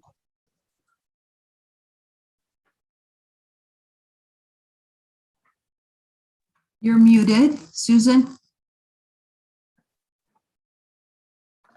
All right, can you hear me now? We can. Okay, good. Thank you so much for letting me know. Okay, my address is PO Box 1444, Lyons, Colorado. All right, do you want me to go ahead and speak? I think Julie had requested first. Julie, yeah, Dolores, did you see my name? You're recognized, Susan. Go ahead and speak. Okay, thank you very much. I'm going to read this to try to stay within the 3 minutes. My name is Susan Foster, and I have been visiting Lyons for well over a decade because my daughter and her husband, Dana and Blake Curtin, live here, and because I lived here initially after my move to Colorado in early 2020. I am a medical writer, and I'm also an honorary firefighter with the San Diego Fire Department. I have been asked to write the fire safety portion of several 5G small cell ordinances, and I'm currently working with a former Assistant Attorney General for the state of Texas for telecommunications and utilities, Scott McCullough. We teamed with a professional electrical engineer to come up with what we call the Electric Fire Safety Protocol that was passed unanimously in the city of Malibu this year. Our goal is to try to prevent another telecommunications ignited fire in Malibu, a city that has burned twice, one being a $6 billion fire in the last 15 years. Mr. McCullough is well known for the federal cases he has brought against the FCC successfully, and it is my honor to work with him. He has been assisting me as I have guided the neighborhood of Eagle Canyon with respect to the cell tower that was placed in front of their neighborhood without due diligence and without proper permitting. It was Mr. McCullough who suggested I submit FOIAs to the town of Lyons, Boulder County, and CDOT. What I found out was that the tower in front of Eagle Canyon was not permitted, and this is an unacceptable circumvention of local zoning. Ordinances are in place to be followed. I have heard it said by several people that the tower was going to end up there anyway. Well, no, that's not true. If you place the tower right in the walkway, bikeway that the residents of Eagle Canyon and beyond use to walk into town, that's a safety issue, and safety is separate from health. Safety belongs to the localities to regulate. Safety is yours to regulate. It is your job to protect the residents of your community because you know the weak spots and danger zones in this town like nobody else does. It doesn't matter if the tower is going to end up on CDOT's easement anyway. To skip the due diligence process, as was done in this case, is to deny your residents notification, to deny them an opportunity to claim there is a safety violation, to deny application of design standards for cell towers in this beautiful town. You have sculpture everywhere, but the towers coming in are ugly. You can demand more rigorous design and engineering standards that telecom has to adhere to if such requirements are specified in your ordinance. That is very important. And I'm disturbed by the lack of transparency from the FOIA I submitted to Lyons for that tower in front of Eagle Canyon. I was notified that Mr. Dittman had considered 73 communications privileged. Why so many privileged documents for a single cell tower that did not go through due process? Thank you very much.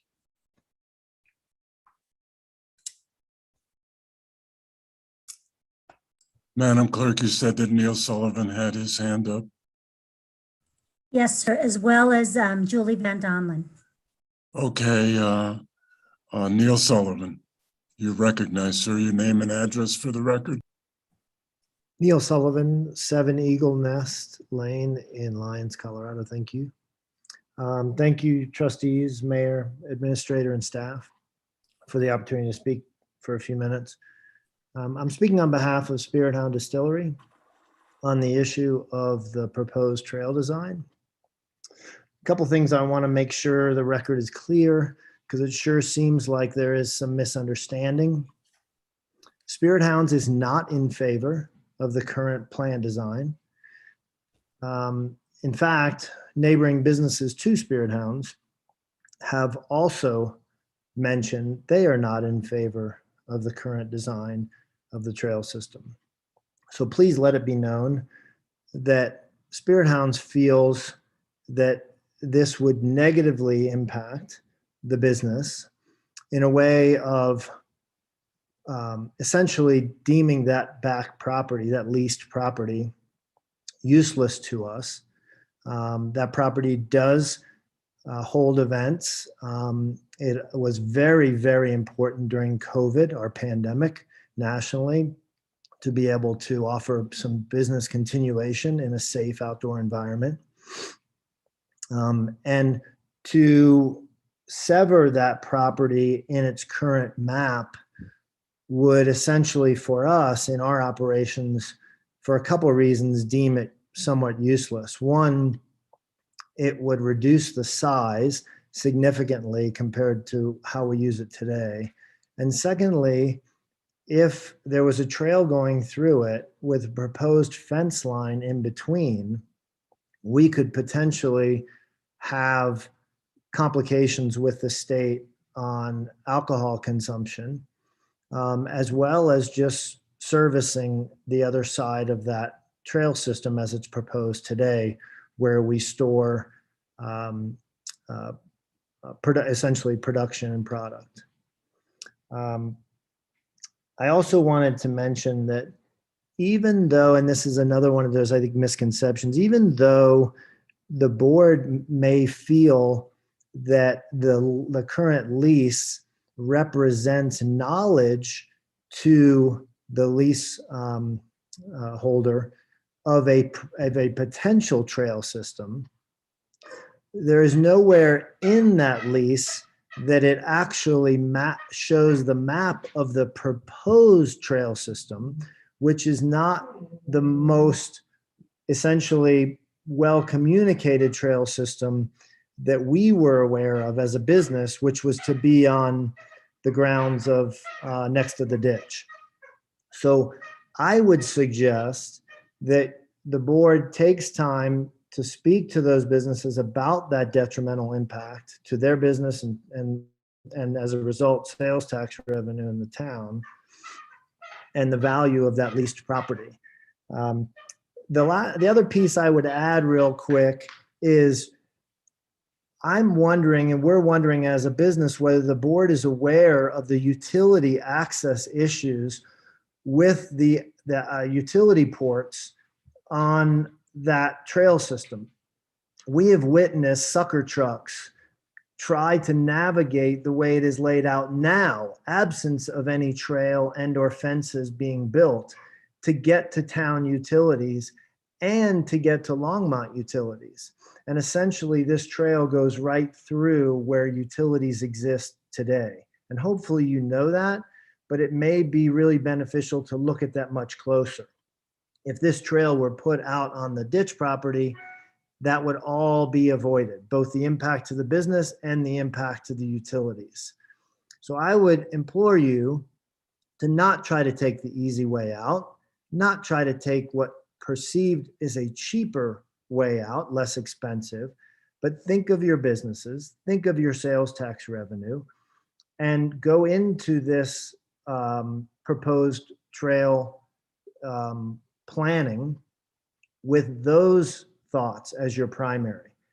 And I would also suggest your reference to A and B, I would love to see you put plan A being your first priority on the ditch, and plan B or C, one that would negatively impact businesses and one that you would hope not to have to undertake. I thank you for your time, for us to be able to clarify our business position with you, our trusted trustees and town administrator. Thank you. Thank you, sir. Julie Van Domelen, please state your name and address for the record. Yeah, sorry, I'm still trying to turn my camera on. There we go. Hello, everyone. And it's been a while. My name is Julie Van Domelen. I live at 105 Eagle Canyon Circle. It takes a lot to drag me out of my happy retirement from public life, so bear with me. And I will be talking to the ordinance later, but I want to talk a little bit about the experience of Eagle Canyon, and I want to share with you what it looked like from the other side of the fence in this process. As you know, there was no notification given to residents. The consistent communications from the town was that town had nothing to do with this. No say, no role. It was not reviewed or permitted by the town, and that we'd have to go to CDOT for any information. Well, as it turned out, through this Freedom of Information request, there were over 400 emails that were discovered from the town on the specific Crown Castle CDOT project. And 75 of those emails, as a previous speaker mentioned, were deemed privileged by the attorney. And having sat where you sit, I see the list of those privileged communications. That includes communications between the mayor and one of the board members, which I know I would have had to give up as an elected official, any of those emails. So there's some questions on that. Emails between town staff, but the attorney was not on the email chain. So there's a lot of communications. I actually read the emails that were discoverable. So all parties at the beginning of this stated that they believed they would have to go through a Lions permitting process.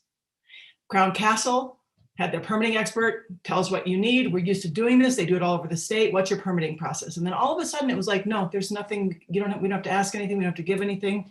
Something shut all that down. In the emails, there was never a point or any message made of mitigating impacts on a residential neighborhood. There was no alternative siting suggestions. There was no hazard discussion, no safety to pedestrian siting. The only concern that seemed to be raised was getting power to the site.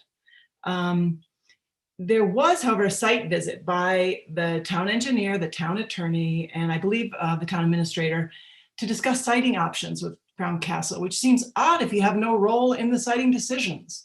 So according to the emails, there was like a 200-foot right of way that there was some space where things could be sited. There was wiggle room. There was discretion. There was siting discretion in this project. I'm not sure why a town attorney would be on an engineering visit to a site about power, but there was a lot of input from the town on this. After there were complaints about the lack of transparency of the process by residents, the tower went up and then a couple of days later it just came down like magic. And people were kind of scratching their heads. And I think the administrator in communications with the HOA said that she had managed to get the tower taken down. Fabulous. But I thought the town didn't have a role in this. So again, the public is kind of scratching their heads on what is the actual process? What is due process in this? The town staff reached out to the HOA saying there would be a meeting, and the HOA was allowed to have one representative on the site. They were given no agenda, no documentation on the siting options, no documentation on the project. And at that point, the Freedom of Information request hadn't been fulfilled. There was no explanation ever given of why the tower was taken down. There was a meeting, a workshop that I watched 2 weeks ago, and the attorney had mentioned that the tower was taken down. And there was no follow-up question of why, just that it was in the wrong place. But how could it have been in the wrong place with all those people on that siting trip? And what is the right place then? And suddenly there's all this discretion. Should it go across the road? Should it go down? Like, what is the actual degree of freedom that the town of Lyons has in better siting this tower? There's a general industrial zone right down the road that CDOT owns. But there's no clarity on that. At that meeting, the town administrator mentioned that in an email that the mayor and the administrator would not be there to not give the impression that Lyons had anything to do with the siting decision, but that the engineer and the town attorney would be at that meeting helping determine siting. You can see how this is confusing for citizens about what is the process? Who has a say? The only real information the residents have gotten is from the guys doing the tower, going out and asking why they're taking it down and where they're going to put it. And so I just come to you as a citizen now, and with a plea for transparency and due process in this, that you have some demonstrable interest in the well-being of residents. We have people that are putting up their houses for sale. We have a real estate transaction down the road that's held up because no one knows what's going on. So the neighbors have reached out on their time and dime to develop technical modeling of safer siting locations. So my ask is simple, that you hold a public meeting to answer these questions directly to the affected neighbors, where information can be exchanged, questions can be answered, things can be clarified, because right now it's as clear as mud. So that is my request. Thank you very much. Thank you.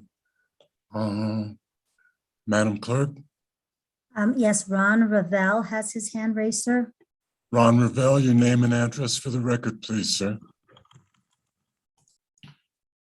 Hello, my name is Ron Ravel. I live at 124 Longspeak Drive, and I am a member of the board of the Longspeak Drive Homeowners Association. At the annual meeting of the HOA held on October 6th, we discussed the Longspeak Drive project.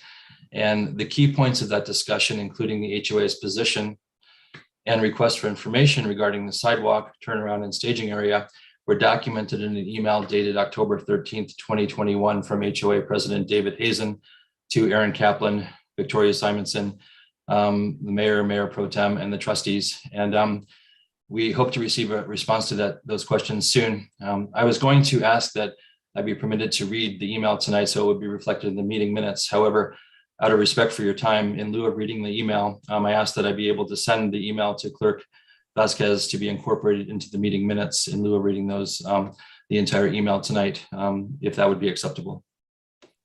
It is, sir. Okay, thank you.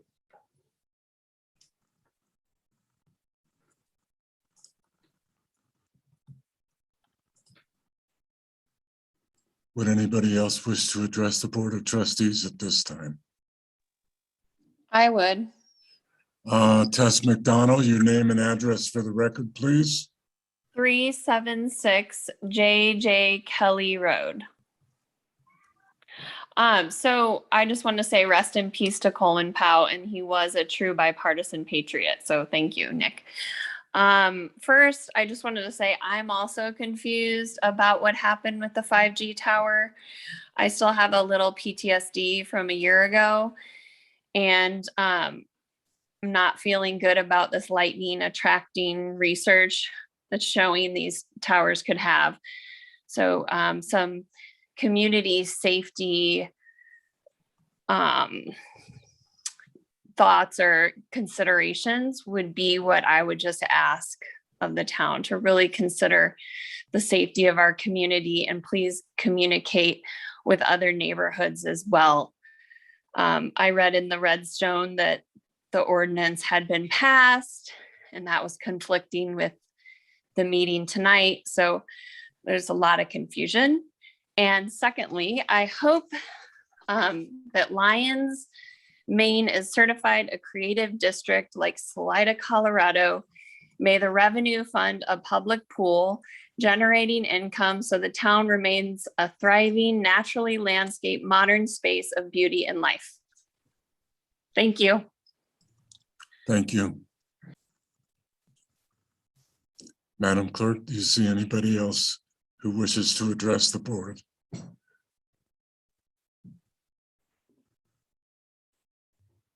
No, sir, no one else has their hand raised. Then we'll move on. Sergeant Chris, Boulder County Sheriff's Office report.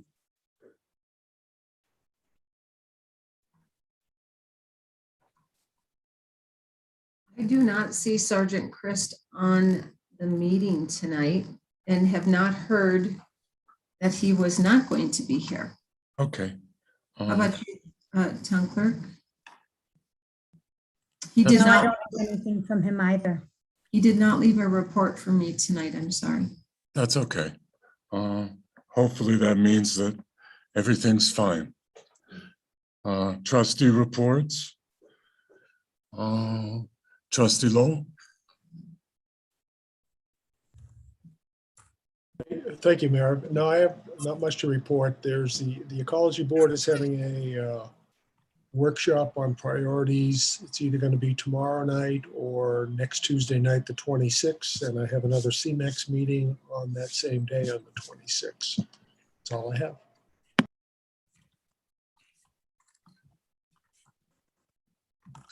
Mayor Pro Tem Browning. Yes, I attended the LAHC meeting, of which I'm co-liaison last week, and the LAHC is proceeding with a number of prospective projects. I believe that they intend to come to the board to discuss several of them. They are contemplating and have been discussing with an artist potentially painting a mural on Town Hall.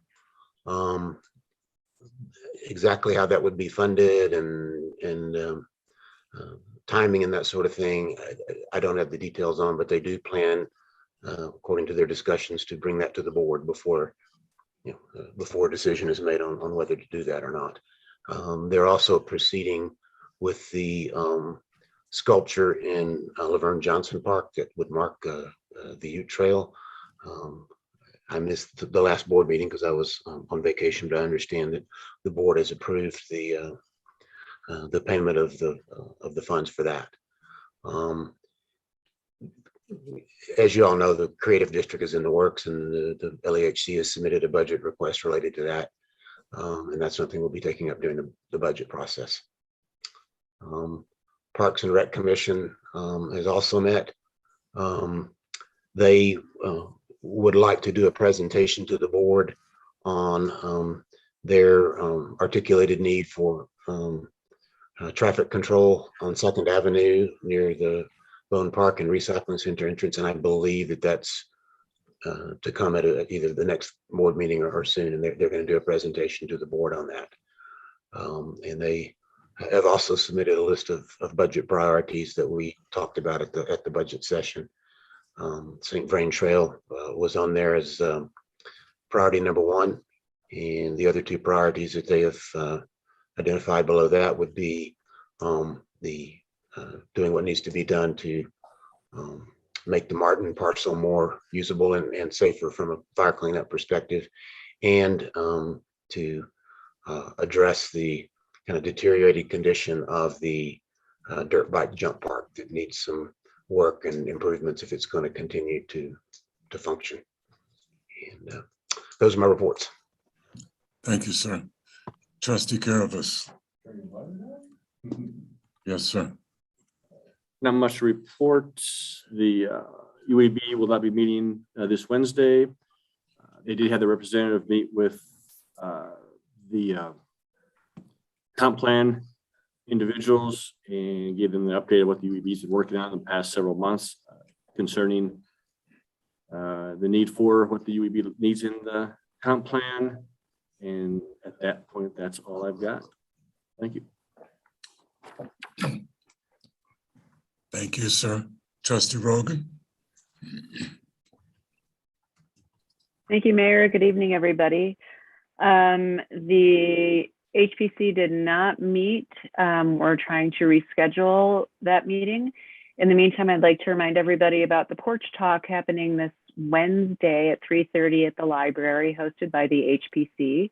It includes a little jaunt around town, and we're going to discuss some topics related to racism in Lyons and history and how to move forward. So I invite everybody to come to that. It's free, and there's an event for the kids at the same time. So that works out well.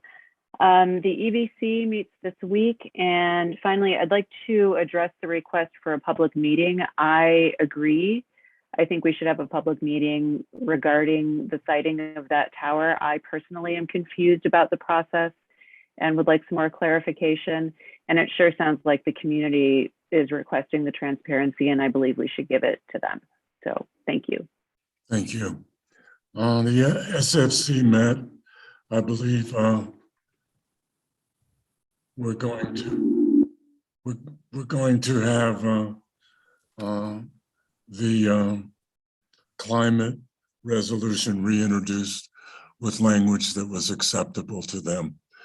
They also, as one of their goals, want to hire someone who can analyze basically the power grid and what can be accomplished. But I spoke with Administrator Simonson, and there may be other alternatives. I know that we're going to get some information very shortly that may further that discussion. That's all I have for my report. There are no boards or commissions or appointments tonight. Staff reports. Thank you. I'll be giving the utility update tonight for Director Kaplan. He's taking a well-deserved vacation. As he submitted in your report, we want to make sure the public is aware that the Longmont Waterline and Pump Station project is moving forward. And so you're starting to see some machinery and equipment showing up at what we call the Triangle parking lot by the fire station. This parking lot will be closed from now until the spring of 2022 while they install a significant underground water pump feature as part of the rebuild of their raw water line. The other place where it affects the town is over on Highway 7 right outside of Town Hall, right at that intersection. They are going to be working for the next 2 weeks, November 1st through November 15th at that site. And CDOT is mandating that they work night hours. So they are going to be working from 9 p.m. until 5 a.m. those 2 weeks. So we know that that will possibly cause some disruption to some of the neighbors there. But that is the time that they've been permitted to work, apparently. As Ron Ravel kind of alluded to, Longs Peak Drive is moving along. Unfortunately, they did encounter bedrock earlier than they expected to, and did create some delays because of that. They do expect to finish up the sewer line by the end of next week, and then they'll start the water line the 1st of November. Also, as the board prioritized the Welch Court sewer and the First Avenue high pressure water line bids were due by end of day today. So we will hopefully be suggesting and recommending someone to move forward with those 2 projects at your next meeting. Unfortunately, as we're seeing a lot of vandalism around town recently, our brand new thermometer that was installed, that's a requirement of our wastewater effluent, was stolen out of the river. So we had an older spare one that we were able to put in so that we are not out of compliance with the state, but do want to report that that occurred and was reported as well, in case the sheriff can start finding some commonalities here. We simply can't place cameras everywhere in town, and kind of concerning that that was taken. Don't know if they'll find it downstream or not, but we won't be out of compliance. We do want to also let you know that the state is now requiring that wastewater facilities start monitoring for some radioactive materials in our biosolids. So that's a new requirement that we did not have previously. All the electric meters are now installed. For, as many of you can recall, that's been a project on our list for many, many years. They are now all installed, and we have extras, thankfully, available now that the shipping industry is facing somewhat of a dilemma. So we should be good to go there for a while. In regard to the administrator's report tonight, I always report on COVID. We continue to remain in Boulder County at high transmission level red. And you probably heard that our neighbors to the north, Larimer County, have now instituted an indoor mask order as well. They have followed suit to Boulder County. Their medical facilities are in critical state. Hospital beds are now no longer available and needing to transport people out of the county. So they have implemented an indoor mask order. The past couple of weeks, the staff have been mostly busy preparing the 2022 budget. As you all know, we spent last Saturday together reviewing the draft proposed 22 budget, and we'll be fine tuning that over the next 6 weeks with the public hearing hopefully scheduled for November 15th and adoption of the budget, the first meeting in December. There's also been several meetings, and those are outlined in my report, with local and regional people that are wanting to consider development in Lyons. And I've touched upon those in my report. And then a nice surprise came from the Scholl Foundation, who had donated to Boulder County Foundation after the flood. They came, held their board meeting in Boulder and came to visit Lyons to see where some of their donations had been used in our area. And they invited us to apply for the next round of funding that they'll be offering, which is open right now. And also called the next day and said, we'd like to donate $25,000 to your community for a meaningful, feel-good, non-infrastructure grant. So I'd love to hear from the board how they would like to use that $25,000 in a way that will be meaningful and provide some joy to our community. That's what they'd like to see. The comp plan, we really want to get this out there to the public. The comp plan, our Clarion and Associates, who we've hired to facilitate that process, does have a new website up. It's called lionsthrive.com. We are asking for initial responses from our residents. Oh, it doesn't even have to be residents, actually. Initial response from just stakeholders of all sorts in Lions. They're starting surveying, ideas, and some story mapping. So we really encourage people to get out there, sign on, and give your initial thoughts about our community and what you would like it to become over the next 20 years. And I want to remind everyone that we have a spooktacular on October 30th. And we are going to keep it will all be outdoors and keep it COVID safe, but we will be having kids activities at the elementary school, followed by our annual parade, and then followed by Leafs Rave to the Grave over at Laverne Johnson Park this year. And then last but certainly not least, there's a memo in your packet regarding plans for Boulder County and RTD's transportation for our area. As we all know, we lost our RTD service during COVID. It does not appear that they are going to be restoring any of our bus lines or bus routes through next year. However, they are going to look at some alternative services using some smaller vehicles and continuing the Z-Trip model for individual needs. And so we will continue to have staff at those meetings and bring back what's being proposed. Apparently they can do smaller vehicles to and from lines cheaper than our contribution was to RTD for the full line. So we'll watch for that, but there's no expectation, there should be no expectation that the normal bus routes will be returning to Lions over the next year. And that's all I have for tonight. Are there any questions or comments? I have a question. In regard to the electric meters, Yes. you said that there were a few extras.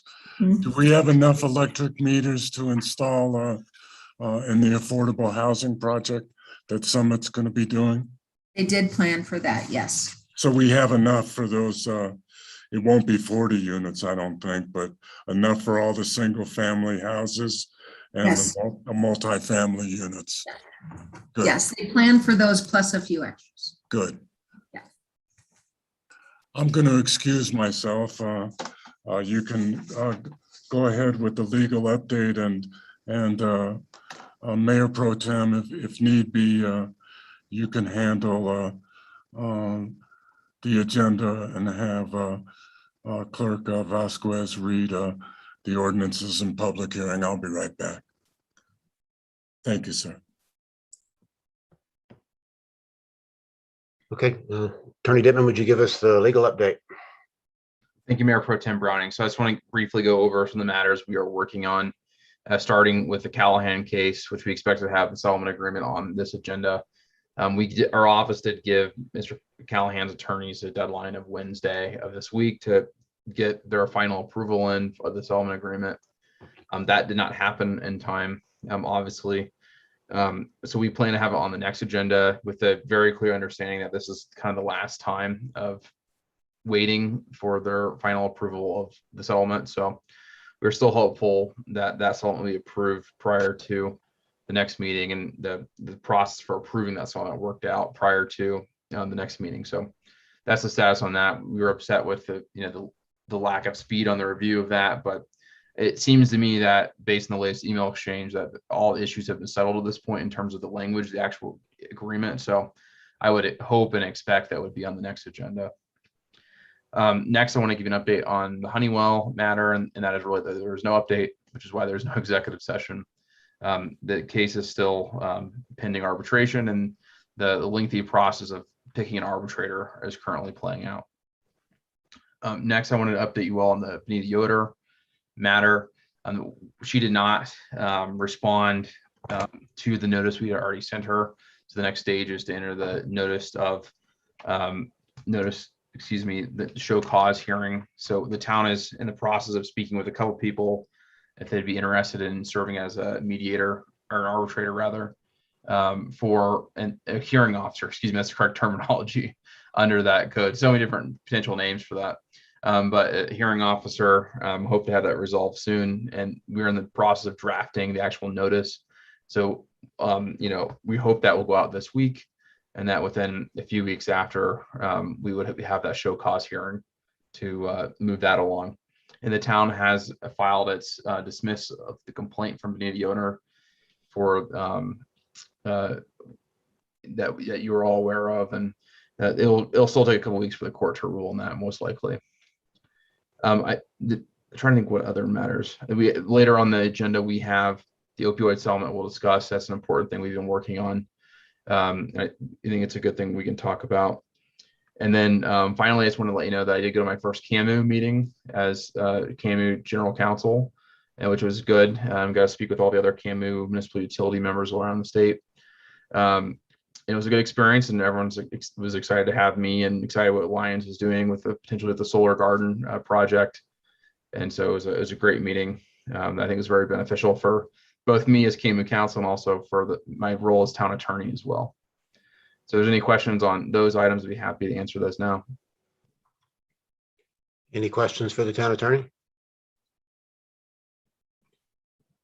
Hearing none, we'll move on to the consent agenda, and I would ask Clerk Vasquez to read the consent agenda items into the record. I think we're on public hearing. First, Mayor. We have the public hearing for the ordinance first. Oh, okay. Sorry, I scrolled down too far on my screen. I thought consent agenda next. Okay. Reversing to agenda item number Roman numeral 9. Would you read the title of the ordinance into the record, please, Clerk Vasquez? Yes, this is a second reading, a public hearing on ordinance 1110, an ordinance of the town of Lyons, Colorado, amending sections of the Lyons Municipal Code to update the wireless communications facilities code. I would like to ask Attorney Dittman to present the background of this and an explanation of what's being proposed here. Yep. Thank you, Mayor Pro Tem Browning. So I'm going to share my screen briefly to for the public edification to show the PowerPoint that we went over in the workshop just briefly. I'm going to try and do that. Okay, can everyone see my screen? So I see some nodding heads. And so as a brief, kind of a shortened version of the workshop presentation I gave, the primary purpose of this wireless code update is really to come in compliance with a number of changes in federal and state law concerning wireless communications facilities. And, there is probably no area of law that is more regulated and more restrictive on local control than wireless communications facilities. Unfortunately, it's just the overreach of the federal government and the state government in this particular area. And so, this is not a full list, but, a list of those limitations on our local control over wireless communications facilities. And what's really driving, at least most recently, the need to update the code is the development of small wireless facilities, which I think we're all pretty well familiar with at this point. And so that's really what's driving the need to update our code specifically. And there are just, I cannot stress enough the number of limitations that exist on siting these facilities. If we can get to specific limitations of this code and of law generally with regard to wireless communications facilities, but there's a number of limitations on our ability to both site and design wireless communications facilities from a zoning perspective. If these facilities are in town streets, they are subject to our local control and approval. But if they're on federal or state right of way, there may be little to no ability for the town to regulate that facility, which we've seen a little bit with the Crown Castle experience. With regard to the specifics of this code and and I was kind of go briefly over what this code actually entails. The biggest part of it really is just updating it to come into compliance with federal law as to definitions. The FCC, the Federal Communications Commission, has put out numerous orders, which very strictly define number of concepts with regard to warehouse communications facilities, including what is a small cell, what size is a facility that qualifies as a small cell, what is an eligible facilities request, which is a type of facility, usually a co-location, that if someone applies for, the town cannot deny, it must approve. And if we don't, so long as it complies with the standards for that kind of facility, if we don't approve it, then it will be deemed approved by the FCC. So, things of that nature. And, there's a lot of times we get asked questions like, why is the definition of substantial change so complicated? And why couldn't we just do something easier? And the answer to that is that the FCC, again, has very strictly delineated what we as local governments can use as a definition of substantial change, which is why the definition is the way it is. Even if, it's not easily comprehensible at all times, but the FCC has said that's what it must be. And in fact, there's been a number of lawsuits against local governments and coalitions of local governments over application of these wireless communication facilities generally, not necessarily small cells, but all wireless communications facilities.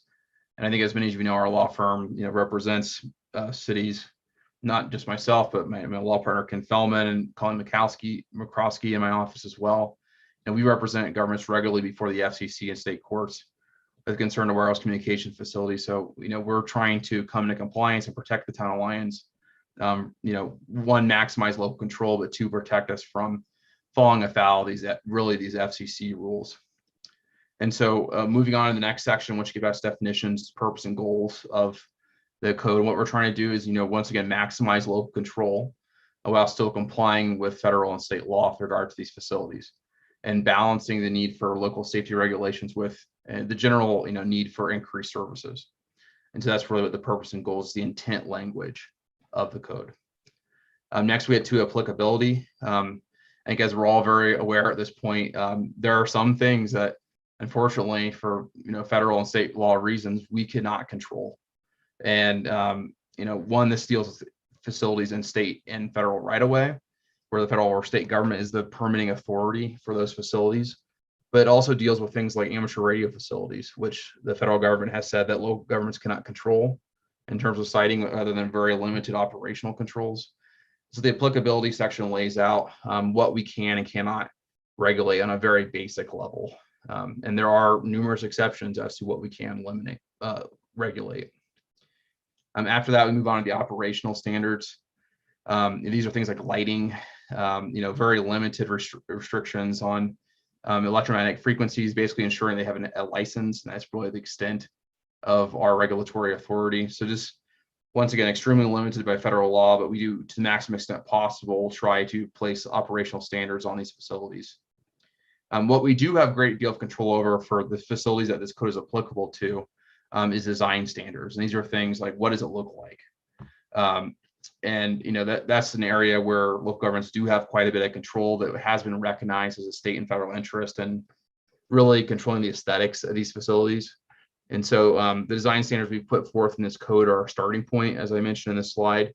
This is what the baseline is, but if we find out over time, we have additional desires as to the color of these facilities or a basic design, and we can always supplement that administratively. And many municipalities, once they've had a few of these applications, ones that they can permit, that they iterate over time and get to better designs.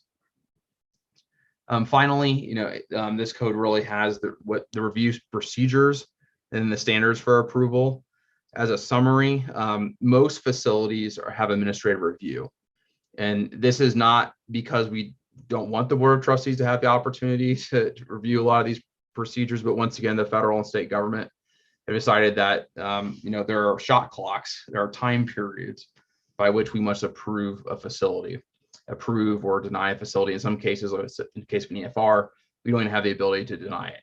And so more out of necessity than anything else, there are certain facilities that will have administrative review. And also the idea is that facilities are less potentially burdensome from aesthetic standpoint, can be administratively reviewed, but certainly not all of these will be. It's just, once again, the federal and state government decided that we may only have 60 or 90 days to review certain types of facilities, depending on what they are. And so that's really what drives the split and the types of review. Towers, on the other hand, there are no requirements on review timeframes. And so we can, and they also have a much more impactful, a big, large macro tower that you're probably familiar with has a pretty large impact on the surrounding community, no matter who it is. Not to say that all facilities don't, but towers especially do. And so that goes to your standard process, which is a PCD recommendation with the BOT final approval. And so that's kind of the delineation of the review procedures. And so that's a holistic view at, one, why we're doing this, and then two, what the structure of this code is.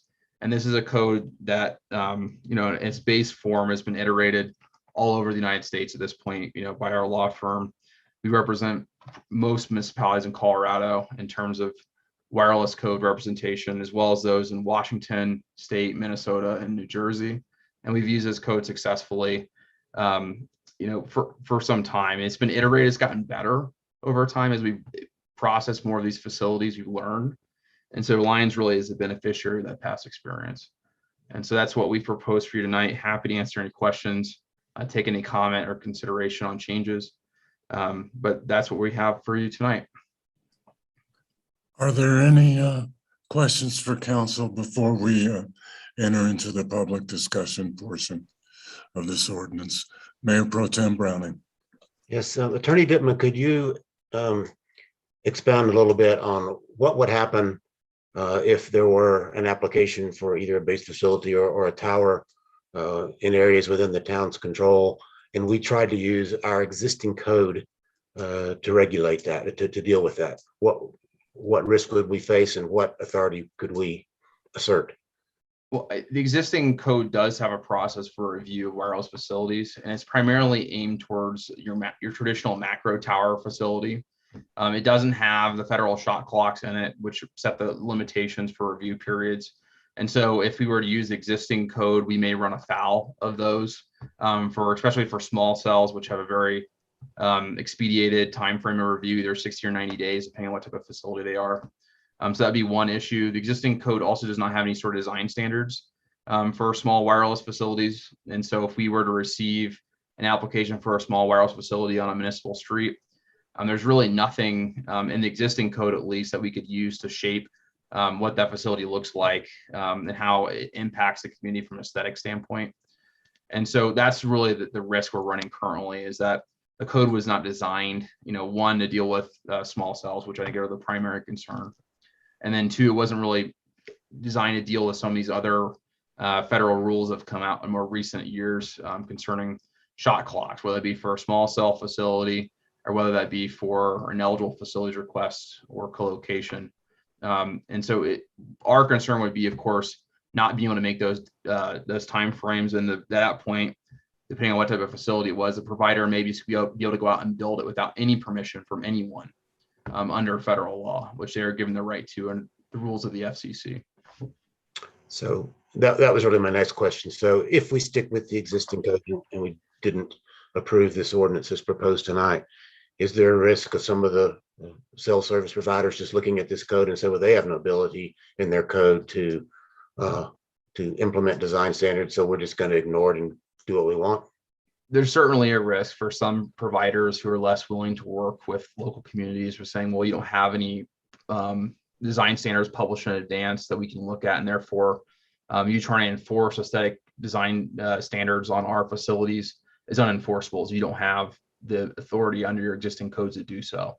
And there's a process by which they can, either sue us under state law, the state small cell law, or more likely there's an expedited process at the Federal Communications Commission by which they can declare either our local ordinance preempted with regard to the particular deployment, or they could get the FCC to basically deem the facility approved.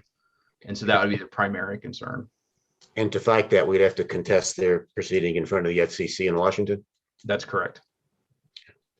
No more questions. Trustee Rogan. Thank you, Mayor. Thank you, Attorney Dittman. So 2 questions. The first we talked about the last time, but for the benefit of the public, what do you, in your professional opinion, what's the likelihood of small cell siting in residential areas in the town of Lyons? So the siting in residential areas and municipal streets, excluding US Highway 36, which is its own kind of special situation given the nature of that project, it's probably low. It's a growing possibility, but low. And the reason is this, is that the technology that enables small cell wireless facilities really requires density to work. To be economical, there needs to be a lot of density to make that facility make sense from a deployment standpoint. And so where the providers are currently going to build facilities are your downtown Denvers, your core urban environments, or tourist areas such as the ski towns along their facilities.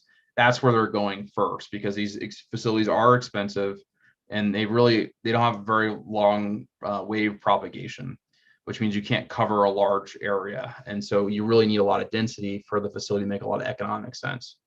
And so for most places in town, it doesn't make sense to really build a small cell wireless facility because there isn't enough people to make that facility make sense economically. As the town has additional fiber assets, which either may be brought forth by CDOT in the case we're familiar with, or other entities, that lowers the cost of deploying these facilities, as most of the cost, or a good portion of the cost, is tied up in the fiber itself. And so as the town has more fiber connectivity, that certainly increases the possibility of seeing more facilities. And of course, as technology matures, it gets cheaper. So sometime in the future, there may be more possibilities of it. But as of right now, the providers have enough places to deploy facilities, and short of a public-private partnership, which what we saw on Highway 36, it's probably unlikely we're going to see a massive deployment of small cell facilities. Okay, thank you. And then my second question is, to your knowledge, are there any municipalities in the country that have successfully banned siting small cells? There are a few in California who have tried. Those attempts, while immediately successful, the providers would go somewhere else. They will not be successful in the long term because the federal law is very clear on this, as is the federal case law. And so I think a number of them have been sued or threatened to be sued. And I know at least one which has withdrawn its ordinance due to that reason. A number of Colorado communities which have tried to design more restrictive types of regulations have been threatened with lawsuits and had to change their codes for those reasons. And so the wireless community, where they see a need to deploy, are not afraid to at least threaten and sometimes follow through with lawsuits. The state of Des Moines, Iowa is being sued right now for this reason, as are another number of other communities. And so I would say that there may be places out there who have done it, or at least have tried, but either they're a place which there are no facilities being planned to be deployed, so therefore there's no need to sue them, or they've already withdrawn their ordinances because they knew they had a failing argument in court. Further questions for council? I have one. Can we implement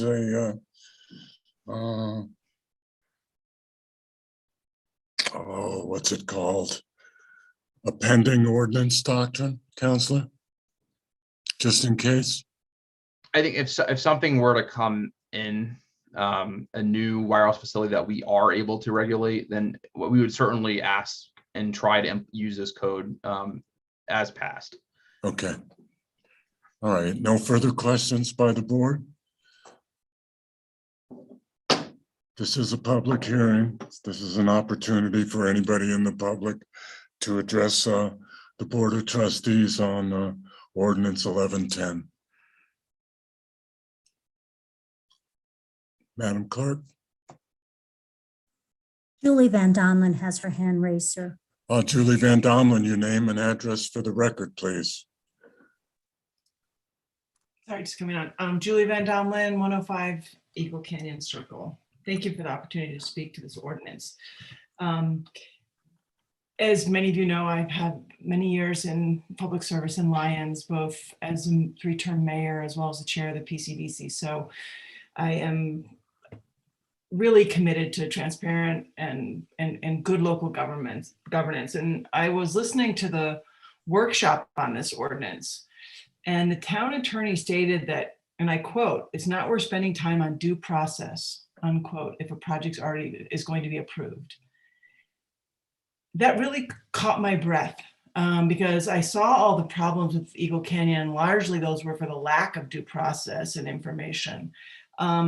So I come to plead with you this evening, this ordinance, to please build in due process. I listened to the advice you've been given about at the workshop, at the first reading tonight, and the repeated message is you can't do anything to protect the well-being of the residents of Lyons. And I think you should reconsider this. What does the new ordinance do? And that was a really good question from Trustee Browning about what exactly needs to change to bring it into compliance, because that was never laid out in any of the memos.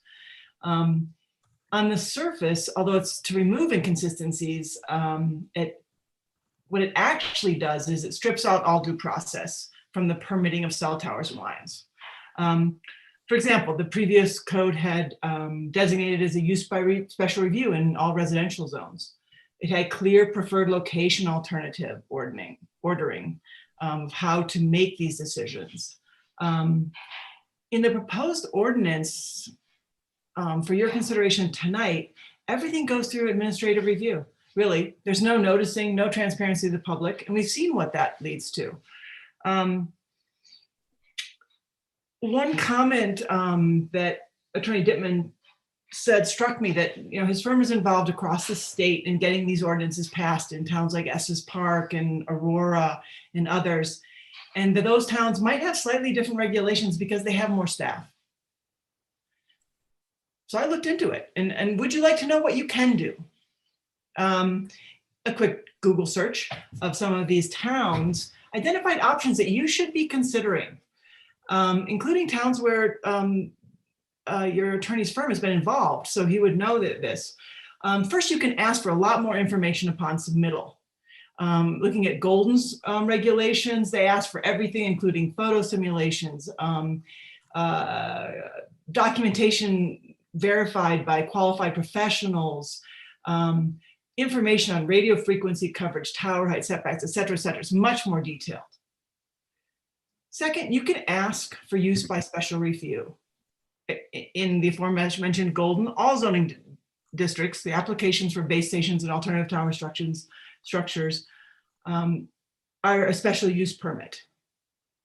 We've heard, well, special use permit doesn't really work with a shot clock. All these towns have the same shot clock.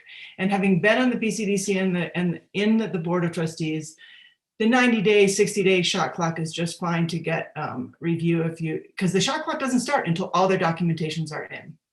Other towns are able to do it. Third, you can insert public notice notification requirements. This was brought up at the first reading and kind of shot down, not really necessary. I can't remember which trustee brought it up. Trustee Drydset had submitted a written thing. Please reconsider that. Aurora, where they have their new ordinances in place, adjacent property owner notification must occur for all lots abutting and across from the installation of small cell facilities within 200 feet. It's a simple requirement. You can and should follow your own planning and zoning processes. In Estes Park, this ordinance went through the Planning Commission. Lyons Planning and Zoning Commission is the body in charge of recommending design standards. The comment from the attorney was that, well, this can pass with no PCDC input because he had written the design standards, and if there's any additional ones, it can just be done administratively. Trustee Browning was on the Planning Commission. I mean, this should go to the Planning Commission for a full review of design standards. It's a terrible way of writing design standards to have a set that's approved in the ordinance and then a set that's administrative, because that doesn't provide a lot of transparency to anyone. One of the big issues is environmental and health impacts. And, it's true that you cannot address environmental and health impacts of radiation, but you can address them of cell towers. This is interesting. And this is just me Googling for a day, so I'm sure you can find better examples. But the town of Snowmass, has a really interesting set of regulations where they have a whole series that the installer has to show that they're complying with the frequency radiation levels as dictated by the FCC. So it's not saying you can, get rid of it, but it says they got to make sure that they're in fact living within those limits with verifiable tests every year, because sometimes equipment can be swapped out. Remember, these poles can hold more than one set of, I'm not a technician, but whatever those transmitters are. So shouldn't it be the cumulative effect of radiation from a specific point? You can find out information. Citizens should have the assurance that if there's a concern, then make them monitor it. That's simple. That's not saying don't do it. It's just like, show us your math, show us what you're actually putting in there. I don't know how many minutes I've done, so I'm going to wrap up. But basically, tonight you're being asked to either approve, deny, or continue to a date certain. And I ask that you continue to a date certain. What's the rush? We know that nothing's going to go up until the spring. You've got plenty of time to get this right. You can instruct your attorney to lay out for you all of your options for protecting the well-being of the citizens of Lyons, and not just those that ensure that the telecommunications firms get a quick approval process. You can send this to the PCDC for review. You should, it's design standards. You can follow your own procedures. So I ask that you just take the time to do this in a considered manner, that all of you can be ensured that you have protected the health and well-being of the citizens of Lyons as your first order of responsibility. Thank you.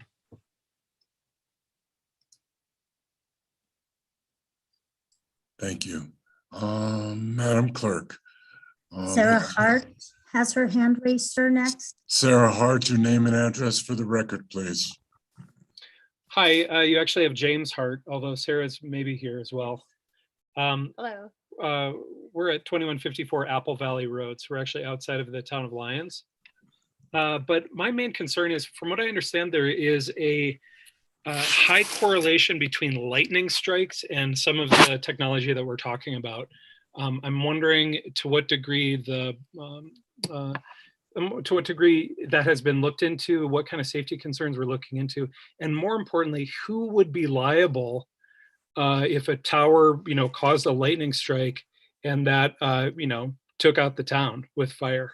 We've certainly had fire here last year. It's a major concern for us. We had to evacuate last year. So I would just like to, make sure that that's being looked at and addressed as a concern with this technology.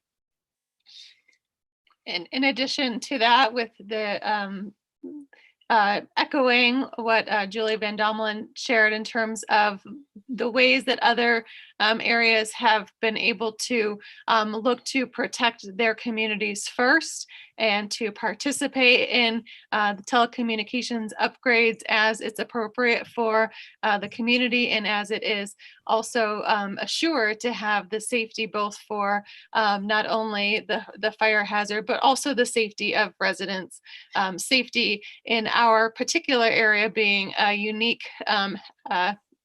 added aspect with this wildlife corridor that we live amidst, and to really be taking consideration thoroughly for this responsibility and also this privilege that we have to be able to be living in proximity to the eagles whose migration patterns, and insects and butterflies and bees whose migration can be impacted by these new technologies. So my encouragement and hope is that this community will be very diligent and move through this process with as much space and time as is needed in order to help ensure that all of these factors are really being taken into consideration, both from a sense of ensuring the safety, but also to ensure that there are the needed remediation efforts in place before any of this gets going, so that we're able to mitigate and to protect the all of the different concerns that are all available for anyone to read about online right now. So there is no guarantee of safety from what I've been able to come across from any of the layers of research. So this is something that I want to just help and encourage and ensure that our community is taking time with this. So thank you very much for all of your help with this. Thank you very much. Susan Foster, your name and address for the record, please.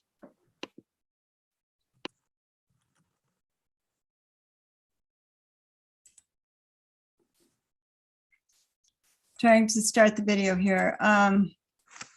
Okay, thank you very much. Susan Foster, PO Box 1444, Lyons. So I would like to address fire. This is my specialty, and cell tower fires and telecommunications equipment fires are very real. Been working for the last year with Scott McCullough in California, focusing particularly on Malibu. We were asked by the mayor for our assistance because Malibu had burned twice. We knew that one of those fires was a telecommunications fire, structural and electrical engineering overload. And that was a Malibu Canyon fire. Then the Woolsey fire in 2018, we later found was telecommunications equipment because 3 people were burned in their cars trying to escape and died. This is a criminal investigation now that's sealed, so we don't know which carrier is involved. We found 2 more fires, one in San Diego that it was the Gajito fire. That was Cox Communications in 2007. 2020, the Silverado fire. I think we know more about the California fires and what telecom equipment has initiated there because we have advanced fire forensics there, because that's a matter of survival in California. And so the important point is that the law, what I'm bringing to you is knowledge that I did gain with 32 years in California, but particularly from working with Mr. McCullough, but the laws of physics do not change at the state lines. So telecom equipment, telecommunications industry is actually exempt from the NEC, the National Electric Code. Okay, and that's very, very important to know. So it's up to the states to regulate. And often the states will give telecom a pass. Then it's up to the counties. And then the counties have to regulate, and they will very often give telecom a pass. So essentially what is happening across the nation is that the telecommunications industry is policing the engineering within their cell towers. We really don't know what the vast majority of cell towers are like internally. We will get some engineering documents. And so what we did in Malibu, and this was a first, and we hope to spread this throughout the West. It is this protocol that I mentioned when I introduced myself. It's electric fire safety. So we have 12 tests that are basic engineering tests that we are asking telecom, not putting the onus or the burden on the county or the city or the town, but asking telecom to run. And we're asking them to have one of their professional engineers. For an electrical engineer to have a PE, a professional engineer, means that when they stamp and seal something, that they are putting their reputation and their future job security on the line. They're saying that they put their reputation on this document, saying that this particular part of the cell tower has passed this test. So what we're saying in Malibu is come on into Malibu, and we're not keeping telecommunications out. We're not going to interrupt your coverage. But when you come in safely. And here are the 12 things that we want you to attach to your application when you put it down on the desk. Now, Mr. Dittman is correct about the shot clocks. Some are 30 days, some are 60 days, some are 90 days. So as soon as that application comes in, somebody has to check it to make sure that if you create an ordinance, and I'm imploring you to create an ordinance that in your design section has not just aesthetics, okay, because you can regulate the aesthetics. The courts have been they've upheld this, but also engineering, because that falls into the realm of safety. Obviously, we can't tell telecom to reinvent their cell towers, but we can say, here's basic engineering safety that complies with the National Electric Code. We're expecting you to do that. We're expecting you to comply with the fire protection, with the National Fire Protection, with the National Electric Code. And so this is a fire-prone area. I will remind everybody that the Calwood fire, the anniversary of the Calwood fire is today. And we were 90% surrounded in Lyons last year. And Estes would have been lost. I'm not saying these were telecommunications fires. We often find out years later that a fire that was started by telecommunications equipment. That's how long the forensics can take. But what we're trying to do and what we can do here is add a little bit more at the design stage. And part of that is engineering rigor that is perfectly legal, that we are going to, what we are doing in Malibu is we're requiring no more engineering rigor for the cell towers than the street light, the signage and the lights on the signage at a local 7-Eleven. Okay, we're just asking for basic engineering rigor, nothing that's not part of the NEC. So come into Lyons, but come in with these tests done. That's what I would strongly suggest. I would say, I agree with Julie and others who've expressed what is the rush? Because you have, my impression is that the existing cell tower ordinance that you have is a bit better than the 5G one, the small cell ordinance that you're trying to get passed tonight. I would go back and look at the two side by side. And I would say, like Julie said, what have other cities in Colorado done? I would love to help you and bring in some of the things we have successfully done in California and in San Diego County, in Encinitas, in Malibu, and they have not gotten sued because we're making sure that we adhere to safety protocol and design protocol. We're simply saying, please follow our rules when you come into town. There can be preferred locations, and the US Supreme Court has upheld this. You have siting options. You can say, you can't interrupt coverage. I think everybody knows that now. But you can say, we have 4 tiers here. We have an order of preference. And our most preferred location is in the industrial zones, okay? That's where we want the cell towers to go first. Our least preferred are residential. Now, that case actually goes back to the early 2000s. And the County of San Diego came up with that idea of the 4-tiered order of preference. Sprint didn't like it and Sprint sued. And it did go all the way to the US Supreme Court. And they said San Diego had a right to say, as long as they don't interrupt coverage, come on in, but go to industrial first and residential last. And there's good reason for that. And the reason I know a lot about that is I was part of that cell tower ordinance creation committee. And so I know the history of that. I know we have that as an option, and let's include it if we can, okay? Why not? Public safety must be the #1 consideration. And this is what I work on. As I said, it's fire.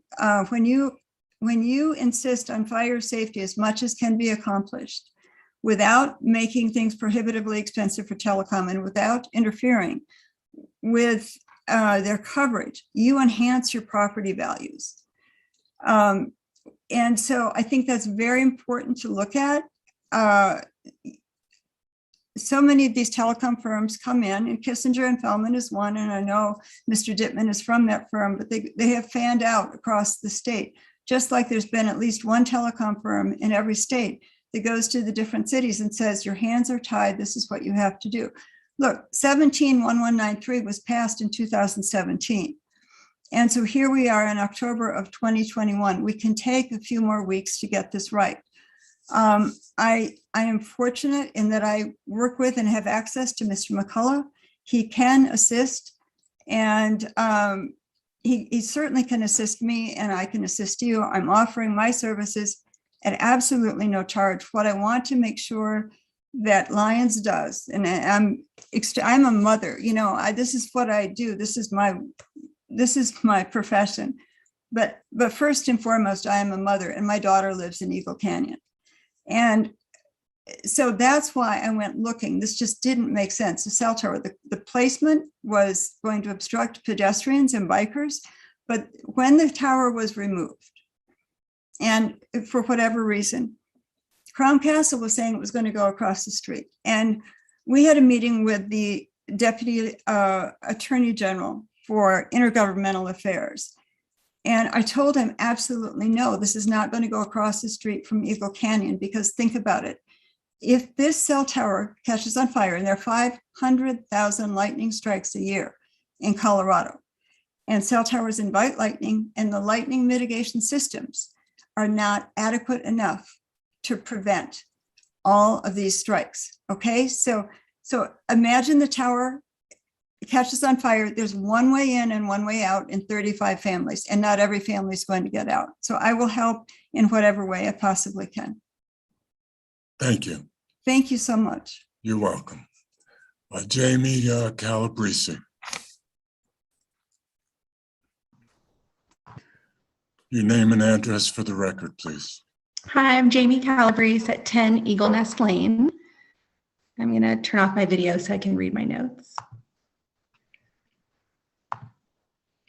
Thank you all for your time and allowing me to speak on this issue. I mirror Susan Foster and Julie Van Dommelen and Tess McDonald in asking for transparency and due process. As it pertains to this ordinance, we understand that a new ordinance is needed to be compliant with federal regulations. We understand, as has been echoed many times, that you feel that your hands are tied in this, but as Julie Van Dommelen mentioned, there are rights that are granted to local governments that are not included in this ordinance. Because of that, the proposed ordinance can and should be improved. We all love this town, so why the rush? Let's be thoughtful and approve an ordinance that advocates for our residents first over ease of process. We have time on our side. I've been in touch with Crown Castle and know that there is a moratorium on any work on 36 while CDOT is working completely on 7. So this buys us months of time to get this right. I'm asking you to please press pause on passing this ordinance, continue to look at other ordinances and municipalities that are in compliance, but are also protecting their residents to the greatest extent. We don't want Lions to get sued, but we can mirror some of these other ordinances that are doing it right. As Brandon mentioned, it's our legal right to have stricter design guidelines. And he said, let's put the baseline in for now. Why don't we put the strictest guideline in for now and back off of it if it's too much? Why start at the baseline in any of this? We should write the most protective ordinance for our community. I want it on the record that we have legal rights being left on the table with this proposed ordinance. Safety is ours to regulate at the local level, even when it comes to telecommunications law. Our nation was built on the premise of local control. I echo Susan in asking for basic engineering rigor. I also want to say it's our legal right to insist on that order of preference for locations of cell towers. Start at industrial sites first and residential areas, schools last. This was decided by the Supreme Court, and why not have it in our local ordinance? The fact is that the most beautiful places in the world to live have the strictest regulations. They're a pain in the ass for a good reason. I'm in touch with Crown Castle, as I mentioned, and we have months until additional telecom work will be done in Lyons. Let's put Lyons first and telecom second and pass a thoughtful ordinance that keeps our beautiful town beautiful and safe. That is all. Thank you for your time. Thank you very much. I have never limited the public in audience business or on an ordinance that has a public hearing, and I'm not about to start now. I hope that the Board of Trustees will be patient for the last couple of people that wish to speak. Sarah, please state your name and address for the record. I'm Sarah Hollingshead. I'm here with Brent Hollingshead. We live at 1247 Apple Valley Road. I agree that we need due process before moving forward with this small cell ordinance. We want to be included as residents in the decision-making process, and we agree we need public transparency and an ordinance that ensures that these towers are not infringing upon our safety. Fire, as many have mentioned, is one of our main concerns. We had to evacuate our home 3 times last year while I was 8 months pregnant, and our concerns about anything that could cause more fire threats are very real, as everyone pretty much everyone else who's spoken has mentioned. We agree that we need to ensure in the ordinance that there are simple requirements around planning and zoning, and we should be able to help recommend those design standards as a community. What is the rush? We're really looking at this as confused citizens, curious about transparency, and as we have until spring, we'd really like to slow down and pause and think thoughtfully about every angle we possibly can. As I've mentioned, safety is of the utmost importance to us, and this is why we should be protecting our citizens as much as possible. We also feel like aesthetics should be taken into consideration. As our town is so beautiful, we don't want to put anything in place that would infringe upon the beauty of our town. Listening to the council and his explanation of how we are designing this ordinance, what I heard was all the ways our hands are tied. But as many have mentioned, there are local governments across the country that are serving as examples of how we can do this better with more time and energy. We can put more thought into this. There was also a recent case, one at the federal level against the FCC, which will require them to revisit many of the safety issues. The lead attorney on that case, his name is Scott McCullough, said, this is a historic win. The FCC will have to reopen the proceedings for the first time and meaningfully and responsibly confront the vast amount of scientific and medical evidence showing the current guidelines do not adequately protect health and environment. To me, this means that above all, we should take our time. There's no rush. Perhaps even at a federal level, this is a moving target. So we need to ensure that we are learning everything we can and taking our time to thoughtfully create an ordinance that protects our town. Thank you. Thank you. Nadia Ak, I hope I pronounced that right. Your name and address for the record, please. Yes, my name is Nadia Ach, and I live in 106 Eagle Canyon Circle here in Lyons. And also, my husband is in full support of my comments as well. His name is Ravi Gund. And I am a mother with 2 children living in Eagle Canyon, one of whom is the youngest resident in my neighborhood of 45 houses. Earlier it was stated 35, but it's actually 45 homes here in our neighborhood. I want to echo my fellow neighbors, Julie Van Domen, Jamie Calabrese, and also Susan Foster. We have all been working together very hard to try to understand everything that took place with the cell tower being placed at the entrance. So I want to ask you to please put the brakes on this ordinance. We would prefer to have the opportunity to have resident input before it is passed. We do not feel that this hasty ordinance took into account residential safety and well-being of our citizens. For example, it still has not been addressed to us or by the town of Lyons or Crown Castle why the cell tower was temporarily placed at our single entrance and exit. So as Susan explained with the occurrences of lightning strikes, if we cannot get out of this community and you cannot even have the fire department come and just spray water on the site, they will be electrocuted, you have to cut the power supply. We need to understand that we have a safe way to exit this community if we have a fire. There are 45 families here. So number 1, please build in due process, allow for residents to be notified and give comment. Put the residents first, give rights of notification and invite comments. So just as an example, when a liquor license is applied for, everyone within 1,500 feet is notified. We didn't get any type of notification when this was 30 feet from a fence in our neighborhood. Number 2, please consider best practices in Colorado before we take action. As Julie Van Dolman mentioned, a simple Google search can help educate us on how towns and cities have taken action. So we need to learn everything that we can before we just implement something right now. Third, just please take time and do this in a considered manner. Use engineering rigor, science for the purpose of safety, design, aesthetics, guidelines that are logical but also legal. And I just want to echo again, let's start putting these towers at industrial sites first, schools and residential areas last. And that's all I have to say. Thank you very much. Thank you very much. Dina Stewerman, your name and address for the record. Hi, this is Dina. I'm at number 2 Eagle Nest Lane.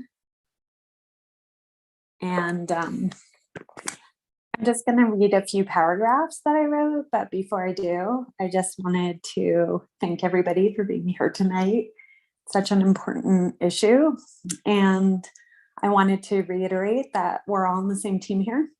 And with that being said, I just really don't see why we can't slow down on this ordinance in the second reading. So first, from a legal perspective, why not put every local right granted to us in this ordinance?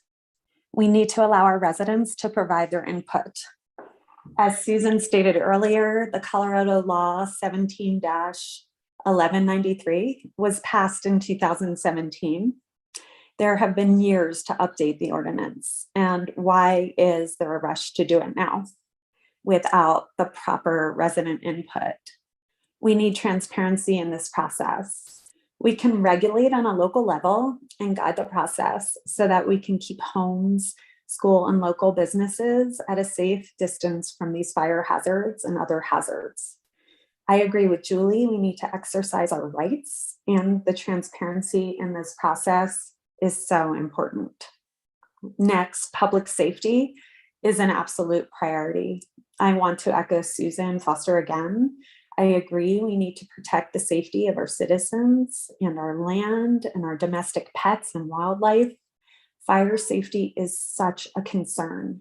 We need to take our time on this ordinance and make sure we are not putting our community in harm's way. We can regulate on the different rights that are granted to us, like aesthetics, prioritize location, order of preference, and so many other rights. Why not put these rights in order? Why not put them out there? Why not exercise them? Why not put our residents first? Give us the notifications. Instead of taking telecom's word for it, our town should be modeling where the best locations are for placing these towers. Again, I want to thank everybody for the consideration tonight and for being here to talk about this important issue. Thanks again. Thank you very much. Is there anybody else in the public that wishes to address the Board of Trustees on this ordinance? Madam Clerk? No, sir, I don't see any other hands raised. Then I'll close the public hearing and open it up for the Board of Trustees comments.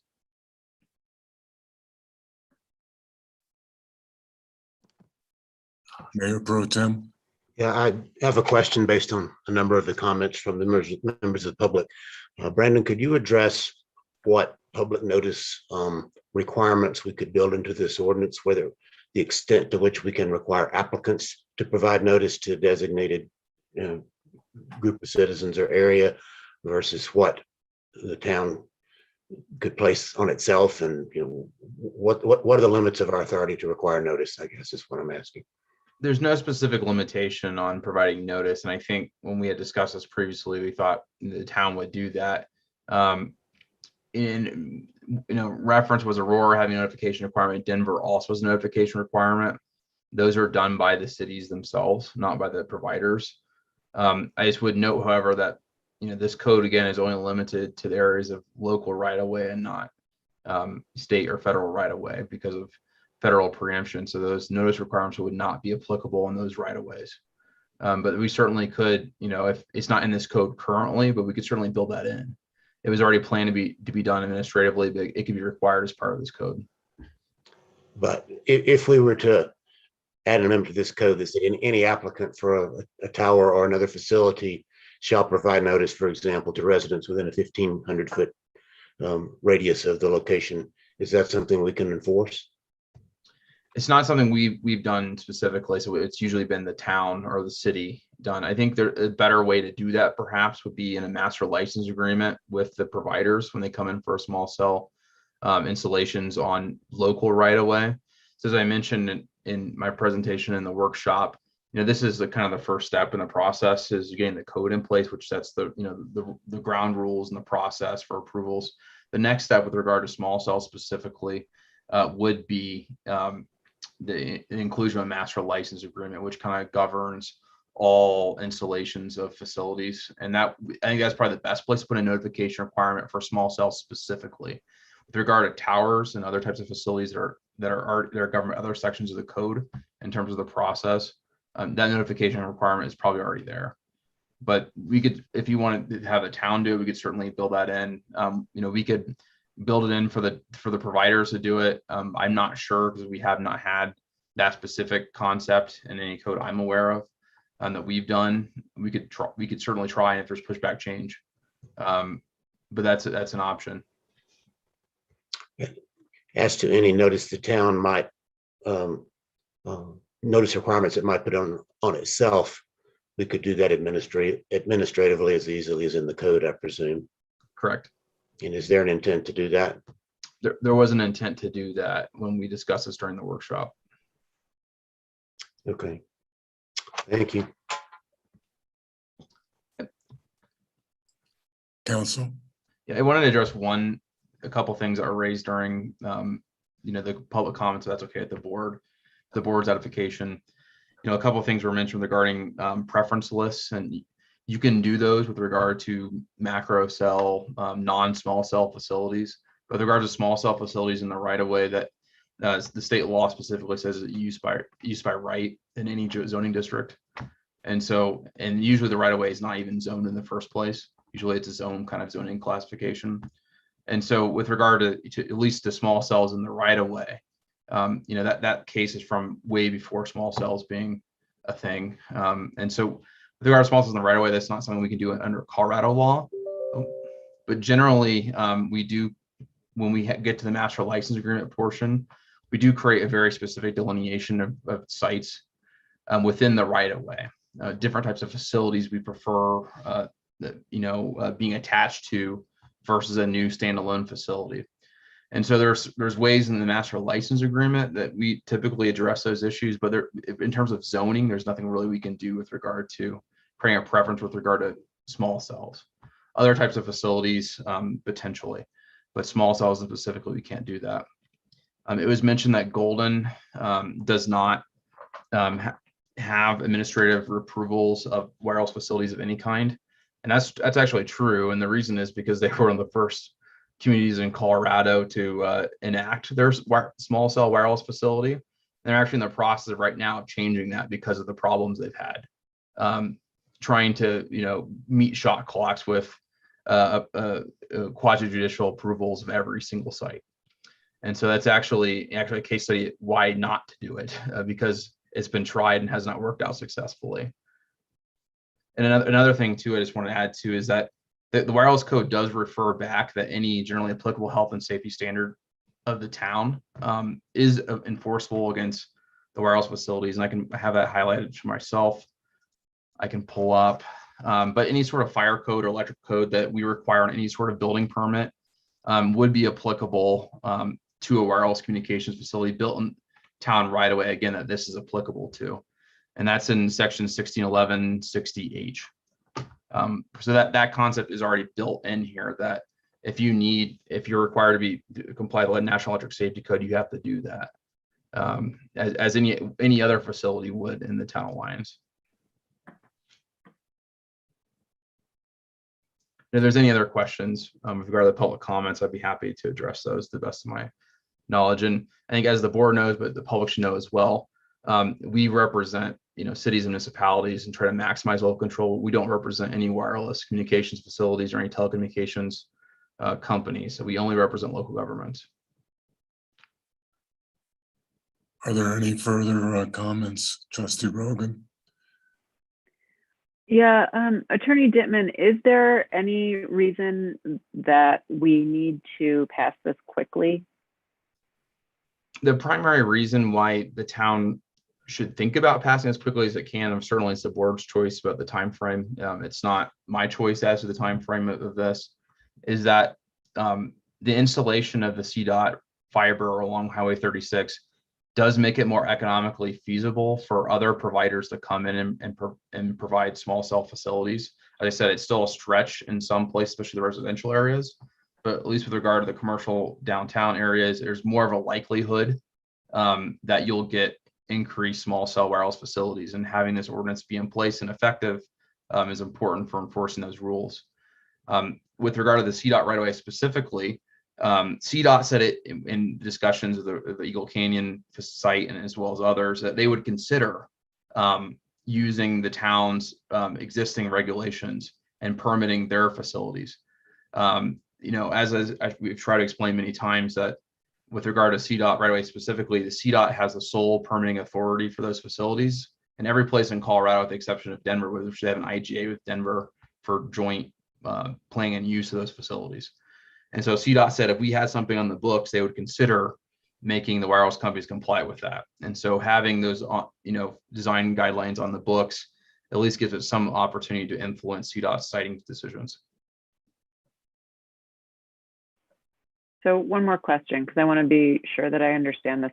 So it sounds like there's a master services agreement with the cell providers, and it sounds to me like the master services agreement could address order of preference for siting, fire safety tests, monitoring of the electric emissions, the safety concerns that the public has brought up.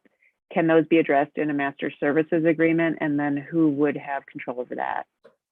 So it's a great question. And so I'd have two answers to that. One, if it's a code that's already on the books in Lions, and many of those are with regard to building requirements, electric requirements and fire requirements. If we're a part of the International Building Code, we're part of the National Electric Safety Code, we're part of the International Fire Code.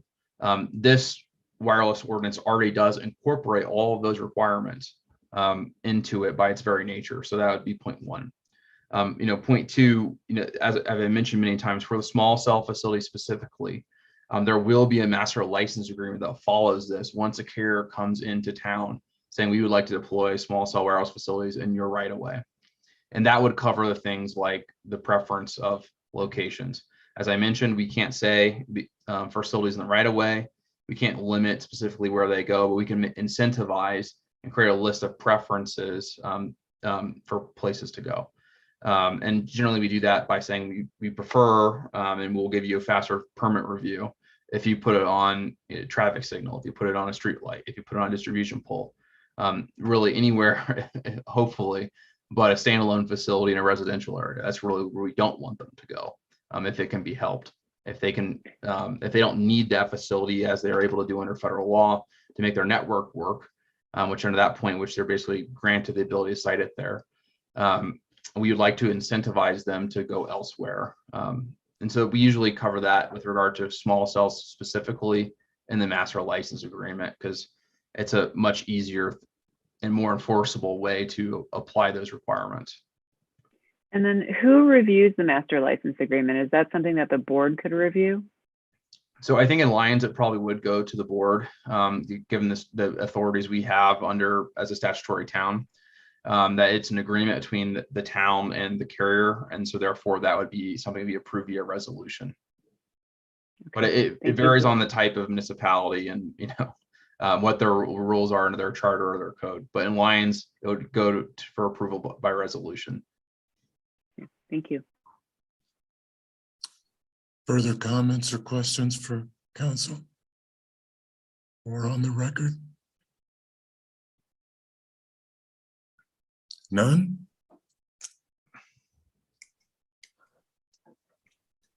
I probably should have entertained a motion already, but I'll entertain a motion at this time. Mayor Pro Tem. I move the adoption of ordinance 1110, repealing and replacing Chapter 16, Article 11 of the Lions Municipal Code concerning wireless communications facilities. Do we have a second? I'll second it. Do we have any further comments? Mayor Pro Tem. Yes, I appreciate the sincerity and the passion really of everyone who's spoken to this and communicated with us about it. I'd like to address a few of the issues that have been raised. First, I'd like to try to make sure that everyone understands that this proposed new ordinance is not a watering down of what we have on the books now regarding regulation of telecommunications facilities in Lyons. As the town attorney has explained, the existing ordinance is outdated and could essentially, in many respects, be ignored by telecommunications providers. So we are replacing what's essentially an unenforceable ordinance with one that is enforceable. Why are we moving now? This has been referred to as being rushed. This issue, in terms of what Lyons can and cannot do with regard to telecommunications facilities, has been talked about for many months. The Crown Castle actions and their what they've attempted to do along with CDOT is really what pushed this to the forefront in terms of us recognizing that we need to do something about our current defective ordinance. Not that if we had the new ordinance in place, we could do anything about the Crown Castle situation anyway. As the attorney has explained again and again and again, it's CDOT who is the permitting authority on CDOT's right-of-way by state law. Lyons is a statutory town. We are subject to whatever laws the Colorado legislature passes, and the Colorado legislature has given CDOT, rightly or wrongly, the authority to do permitting of these types of facilities that Crown Castle is installing on CDOT's right-of-way. But because of both the Crown Castle situation, in terms of highlighting the shortfalls in our existing ordinance, and as the town attorney has said, the fact that having the CDOT Crown Castle infrastructure in place makes it more likely that new carriers and providers may try to come into Lyons. It's best to get an enforceable ordinance on the books before that happens rather than after the fact. The mayor asked about the pending ordinance doctrine. That's something we could rely on if somebody filed an application, 2 days after we pass this, but it's not something you want to have to rely on. And as the attorney has said again and again, this is a start. This is not the end of the ordinance. If there are additional provisions that have passed muster in other towns where we can improve this ordinance in the future, that should be done. But the starting point is get an ordinance on the books that will work and that we can enforce to the extent of the powers we know we have before, not after, somebody applies under the existing ordinance. As to public notice, citizens should be notified, and if we can't make the applicants provide it, the town should take on that responsibility of notifying its own citizens. We could put that in the ordinance. We could put a burden on ourselves in an ordinance. We can also accomplish the same result administratively by adopting a policy that the town will undertake the responsibility to notify residents within a designated distance of a new facility when and if an application is filed. I think that's a good suggestion. I think it's something we should do. We should put in writing and circulate it to everybody in town, but it doesn't have to be in this initial ordinance. If we're amending the ordinance in other respects later, we can add that requirement. But towns don't generally put things in ordinances that impose requirements on themselves. We often impose requirements on other people, and if further research shows that we can impose that requirement on the applicants, we can amend this ordinance to do that. I'm reluctant, without knowing that we have the authority to do that, to just offer an amendment that says all applicants shall notify residents within 1,500 feet, within 10 days after filing an application. Without knowing whether that's enforceable, I would be very concerned about giving an applicant the opportunity to try to declare our ordinance unenforceable or to challenge it in court. And it's, to the communities in California and elsewhere, Malibu, that have fought cell carriers to the Supreme Court and had some success. Good for them. I'm glad to see them do that. The town of Lyons of 2,000 people is not going to fight a major telecommunications company to the Supreme Court. And we're not going to give them the authority to take us before the FCC in Washington and have to spend attorney's fees fighting it. We can't afford to do that. If Denver wants to fight them, Aurora wants to fight them, Malibu wants to fight them, more power to them.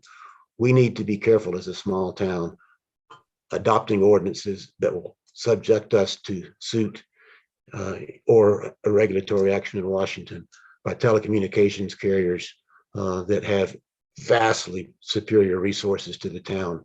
This town is engaged in a lawsuit now, an arbitration proceeding with a major international company right now. And we are working hard to try to see, and we had a budget session last Saturday, and we have to figure out how we're going to pay for the huge cost of fighting a multi-billion-dollar corporation. I, for one, would not vote for an ordinance that would put us in a second such fight. This ordinance is a first step. It improves, not decreases, our ability to enforce local regulations in the areas that we know we can safely act. It may be improved on, made stricter as time goes forward, but we need an enforceable ordinance in place, and that's why I'm voting for it. Thank you. Thank you, sir. Articulate as always. Any other comments? Or a question? Trustee Caravas. Your volume down? Yeah. All right. Brandon, question for you concerning this ordinance and towers as we look to regulate as things could come to, as companies could come to town. The industry, cell industry, power generation industry uses private property all the time. We have a cell tower sitting on top of a private business right in downtown. Will this code have any say or not say on a private business that leases land to a provider power up? Yes, it does. And in fact, our existing ordinance does as well. And it's actually, a town has in many ways more authority if they place their facilities on private land, kind of paradoxically. Most of the extreme limitations on our authority are for facilities that are placed in the right of way, because Congress and the state legislatures have decided to encourage those deployments by making it essentially cheaper for the wireless companies to deploy them there than on private property. But there's nothing stopping one of those companies from approaching a business. No, there's nothing stopping the wireless companies from approaching any private business or private, residential owner if they have the land to do so in the zoning to put up a wireless facility of some kind. Luckily, in those situations, especially if it's a macro tower, our existing code has some protections, and this new one will have even more for regulating the design and location of that facility. And I'll just address a couple of things that were mentioned. It was mentioned in the hearing about why we're updating LMC and why we do it now. LMC being the Lions Municipal Code. That's something that we've been doing since about 2017. The boards and mayors back then said we need to update things. We found problems with our code with the flood, and town staff was fighting an uphill battle of not just dealing with flood rules from FEMA, but some of our codes were way outdated. So we've been updating them. Greg Lowell, Trustee Lowell, worked with the ecology board on updating our tree ordinances. UEB has been working and changing a lot of our utility code, updating PCDC has been doing it, has brought several code changes and article changes. In fact, we just had a workshop of an additional change to our codes. So it's not something that's been done lightly or just started. We've been doing it for years, and we'll continue to do so in future boards where we'll be required to do so also. As we talk about the electrical codes in the NFPA and National Fire Protection Association requirements, the state of Colorado is one of the 2 states in the nation, Wisconsin being the other one. I'm not sure if Wisconsin has recently changed. That does not follow. They've opted, the state legislature has opted out of the fire protection codes of the national electrical codes. That means all the businesses in town, all the businesses throughout Colorado, unless receiving federal funds like school systems, or there's a downtown district that's set up by Denver. So all the high rises have fire alarm systems. No buildings in Lyons have any fire protection whatsoever. Throughout most of all of Colorado, you do not, unless you're a hospital, which hospitals are controlled by the Joint Commissions. hospitals nationwide, so they have to follow all those codes. School systems, again, receiving federal funds have to. Downtown high rises have been chosen by the downtown Denver district, which also has their own taxing authority. They've chosen to do so for good reason. But our buildings here, any small buildings you go into, there's no code. I'm a building now. There's no pole stations. There's no detection. Nothing. Not acceptable in any other state in the union except Colorado and Wisconsin. So we got to make sure that, I don't know how that applies, Brandon, but when we say electrical codes, being part, if they're receiving federal funds, most likely they're going to have to follow those codes. But I haven't checked on Colorado's NFPA guidelines as of late, but up until just a year or so ago, that's the way it's been. Thank you. I'll just note for the record, there's a fire extinguisher by the door.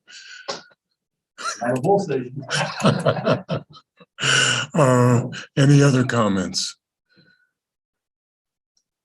I'll make one because I think it's incumbent upon leadership to admit a shortfall. And I'll apologize again to the members of the Eagle Canyon community for not having a more open and informative discussion pre-installation. I apologize. Any other comments? If not, we have a motion and a second. I'll call for the vote, Madam Clerk. Mayor Angelo, Aye. Mayor Pro Tem Browning, Aye. Trustee Caravas, Aye. Trustee Lowell, Aye. Trustee Rogan, Aye. Ordinance 1110 passes by a 5-0 vote. Thank you very much. Madam Clerk, could you please read the consent agenda into the record? Excuse me, Mayor Angelo, can we please take a short break? We may. Let's get back. How about, is 10 minutes okay? Great. All right, good. Well, let's make it 9:15. We'll be back at 9:15. Thank you.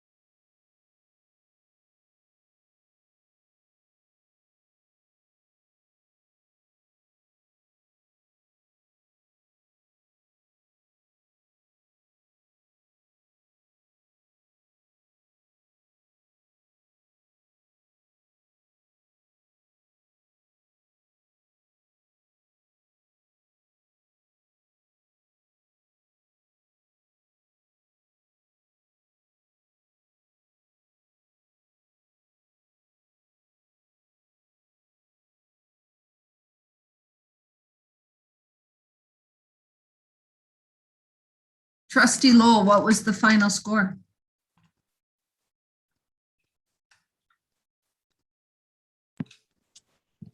I don't, is Browning on the line? Yes, Yes, yes. he Oh, I'm is. not gonna, I won't say that. Okay. It's not Okay. over. Nice man. It's not over. Oh, it's not over? No, 2 more innings. Oh.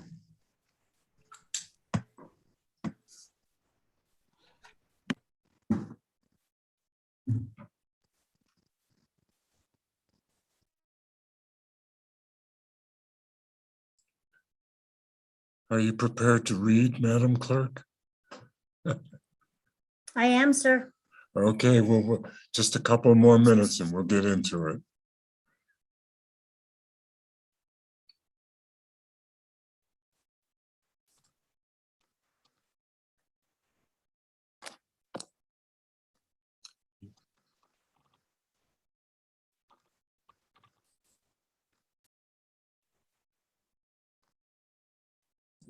Yeah, we might as well.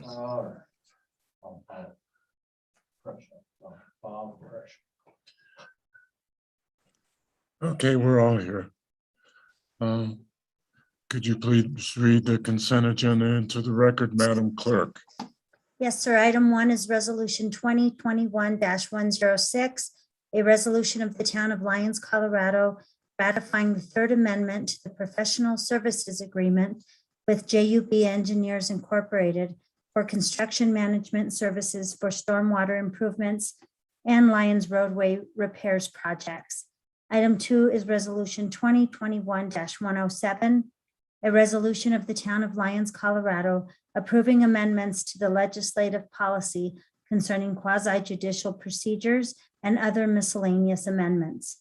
Item 3 is Resolution 2021-108, a resolution of the Town of Lyons, Colorado, approving an agreement for the joint use of facilities between the Town of Lyons and the St. Vrain Valley School District RE-1J. Item 4 is Resolution 2021-109, a resolution of the Town of Lyons, Colorado, authorizing the expenditure of public funds to publish a factual pro-con statement concerning the Town of Lyons referred ballot question number 2G. Item 5 is Resolution 2021-110, a resolution of the Town of Lyons, Colorado, ratifying the First Amendment to the Professional Services Agreement with DeFalco Construction Company for the Bone Park Stormwater Improvement Project number 21-STRM-05. Item 6 are the October accounts payable, and item 7 are the October 4th, 2021 Board of Trustees meeting minutes. So moved.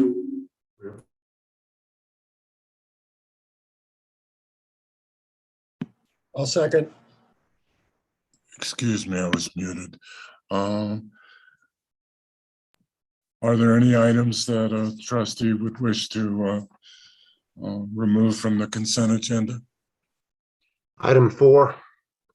Okay. Any others? We'll vote on the approving the consent agenda with the exception of item 4, which has been removed by Mayor Pro Tem Browning. I'll call for the vote, Madam Clerk. Mayor Angelo, Aye. Mayor Pro Tem Browning, Aye. Trustee Rogan, Aye. Trustee Lowell, Aye. Trustee Caravas. Aye. The consent agenda has been approved as Mayor Pro Tem Browning, you pulled item 4. Yes. The reason I pull this is these type of pro-con statements have been discussed before in other contexts on other issues. The trash proposal was one. It was done back with the housing back in several years ago. And it may just be me. If I'm in the minority, that's fine. But I'm skeptical that these things do much good. I also think it's by the time it's actually drafted and gone through some type of a public input process, it's going to be too late. Ballots were received days ago. A lot of people have already voted. A lot of people have already voted. There's also I've never been enamored of the process for getting these types of things done. Either the town or somebody connected with the town drafts the con statement on this, and if the town does that on its own, the people that are against it are going to accuse the town of not wording it right or leaving out information or not informing citizens properly. So the alternative is to let the people who might be opposed to a proposition kind of like draft their own or submit their own information. But then when they do that, then you have to screen that information for error, disinformation, mistakes, all that kind of stuff. I just have never been convinced that this process is worth spending public funds on.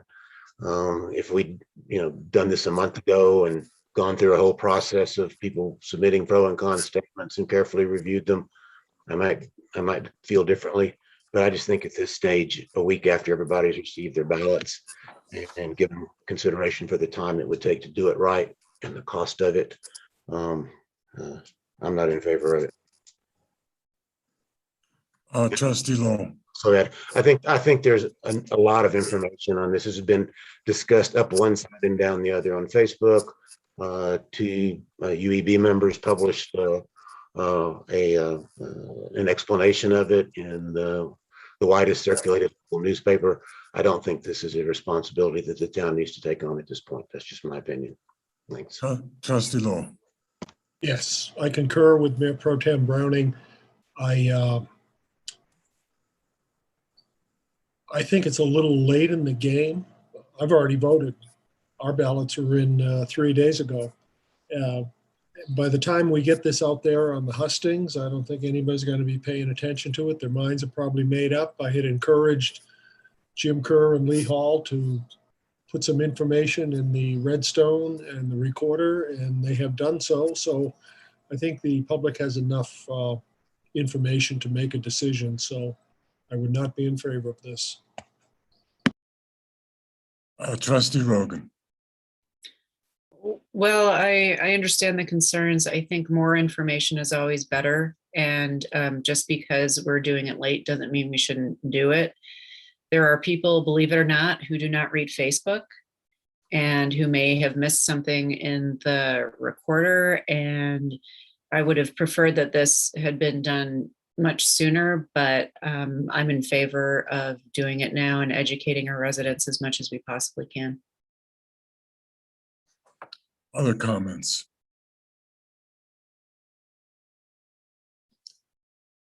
I'll make mine.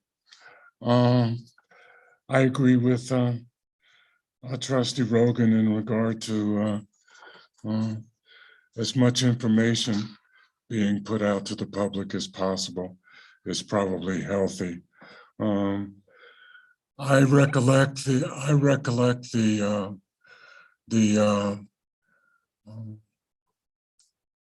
election on the single hauler issue, and a pro and con statement was never put out on that. And so what happened was a lot of disinformation circulated through the town, and basically was not answered in a pro manner. I read it, and I think it was fair, and I think that that it's okay that proponents of the ballot issue got an opportunity to do an article in the newspaper. That's fine, but I think that a con paragraph or two is also very valid. And I also think that although we've discussed this for a long time now, a lot of people are not as familiar with the concept as I think some of us imagine. So I don't have a problem with passing it. I could be in the minority, but that's just the way I feel about it. Any other comments? So we need a motion on resolution 2021-109?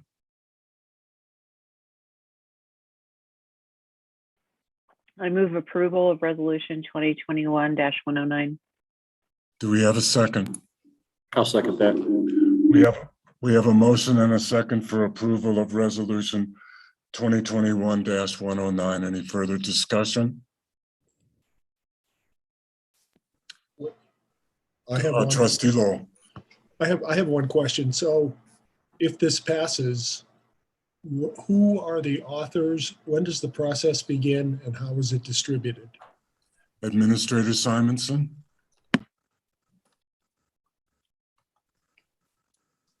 I may also defer to our attorney, since he's the one who kind of addressed how different issues are handled at the state and local level.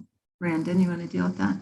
Yeah, so there's a process under state law, under the Fair Campaign Practices Act, that the town can spend public funds for limited purposes in an election. And one of the things we are allowed to do is publish a factual statement of a ballot issue with equal amounts of pro and con statements. And for general ballot questions, there is no real limitation on how that's done, so long as that at the end of the day, the pros and the cons are an equal number and equality. And so how we did this one was myself, Utilities Director Kaplan, Administrator Simonson, Kim Mitchell all did the initial draft, and then it was circulated with the UEB and SFC members, I believe, as well, for input. And so that's kind of how we got to this one. And that's fine for a general ballot question. It was a Tabor measure, then it does require that the pros and cons be provided by the public and not the town. But because it's a general ballot question, how these are typically done is they're drafted internally, or they're kind of referred to an outside organization like the League of Women Voters. And there's a resolution approving the final draft of those. It's published. Our intentions, I think, if this were to pass, were to put it on the website of the town, then have an e-blast with a link as part of our typical e-blast, the link to the information for anyone who's interested on information on the ballot measure. I think that was kind of the general plan.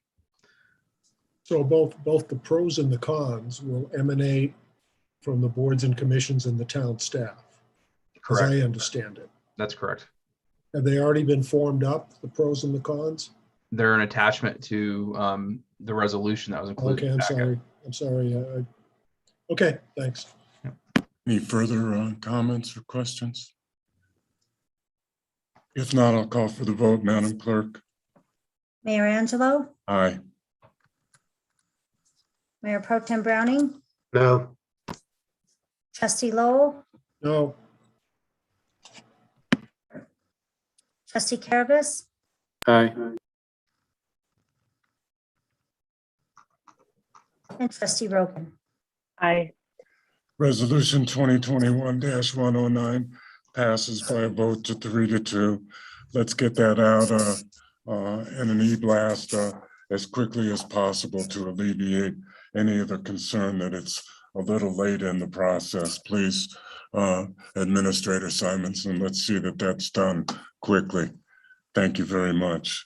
Madam Clerk, could you please read the next item into the record?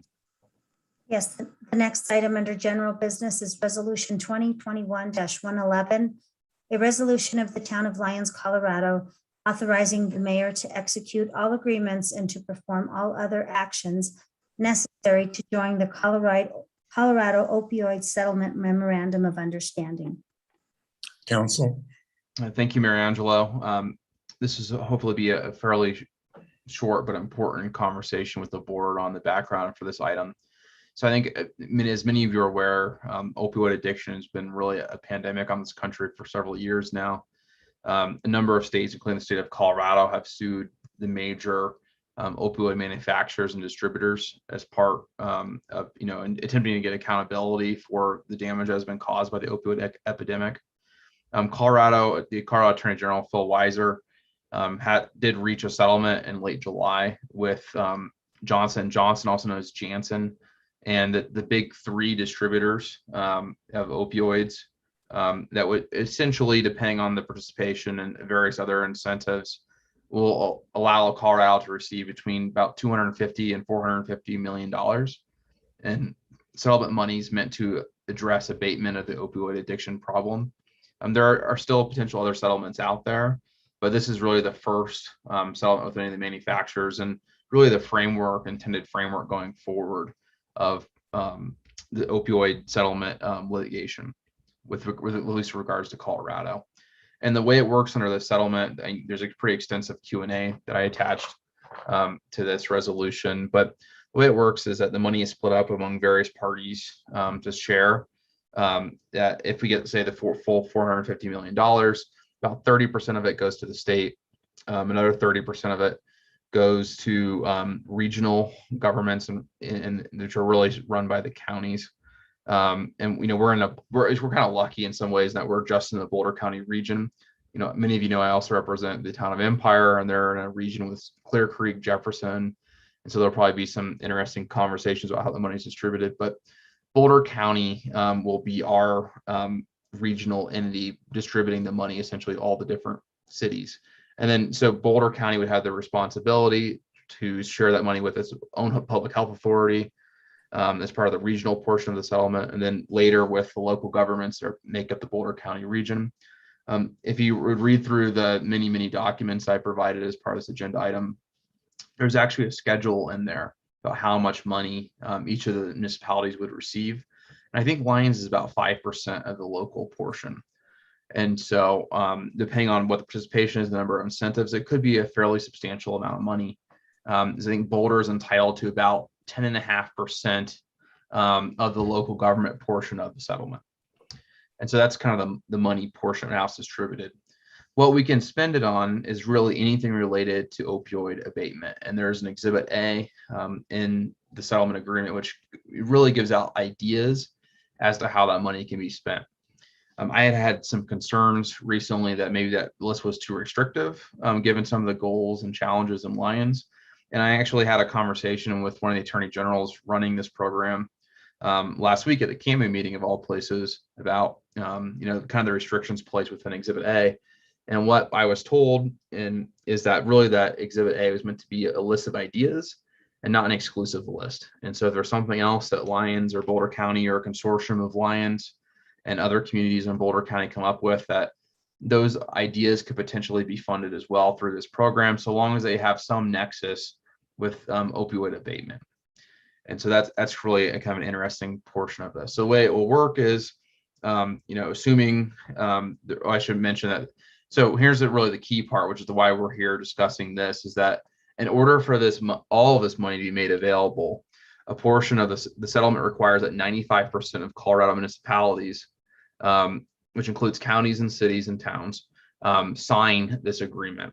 And it was kind of it's a very short time frame because we didn't receive this information until October 1st, and all it needs to be signed by November 2nd, and that is a fairly hard deadline, unfortunately. And so what we're doing through this resolution is authorizing the mayor to sign, the MOU, as they call it, which is the settlement, the overarching document, and then all the individual pieces of that settlement. And so by us signing it and 95% of the rest of the Colorado municipalities signing that money becomes available for us. And that can happen as soon, I think, as July 2022. Once that money is made available, what will happen is that we will be submitting our projects to this regional council that's will be Boulder County specific, and they'll be the ones approving what projects are eligible for the funding. What's really nice about this funding is that it's not doesn't require a match. It's a grant, and doesn't have to be spent immediately. It's actually good for like 5 years. And so it's really kind of unique in the way it's being distributed versus other programs we're familiar with. But it all requires us to sign the MOU, and there's really no downside of doing this. If we sign it, we are eligible for the money, and we help other Colorado municipalities, also get that money. If we don't sign it, then we preserve our rights to sue the largest pharmaceutical company in the world, and 3 of the largest medical distributors. And so I don't think any of us are too psyched on the opportunity to do that. And so there's really no downside for the town to sign this document. So That's my synopsis. So there was a lot of documentation that I provided as part of this. I'm happy to answer any questions to the best of my ability on what the settlement includes and the process for approving it. Thank you very much, Councilor. That was very comprehensive. Are there any questions for Council?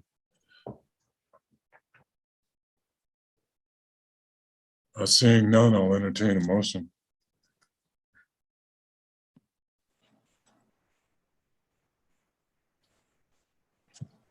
I'll move to approve resolution 2021-111. Do we have a second? I'll second.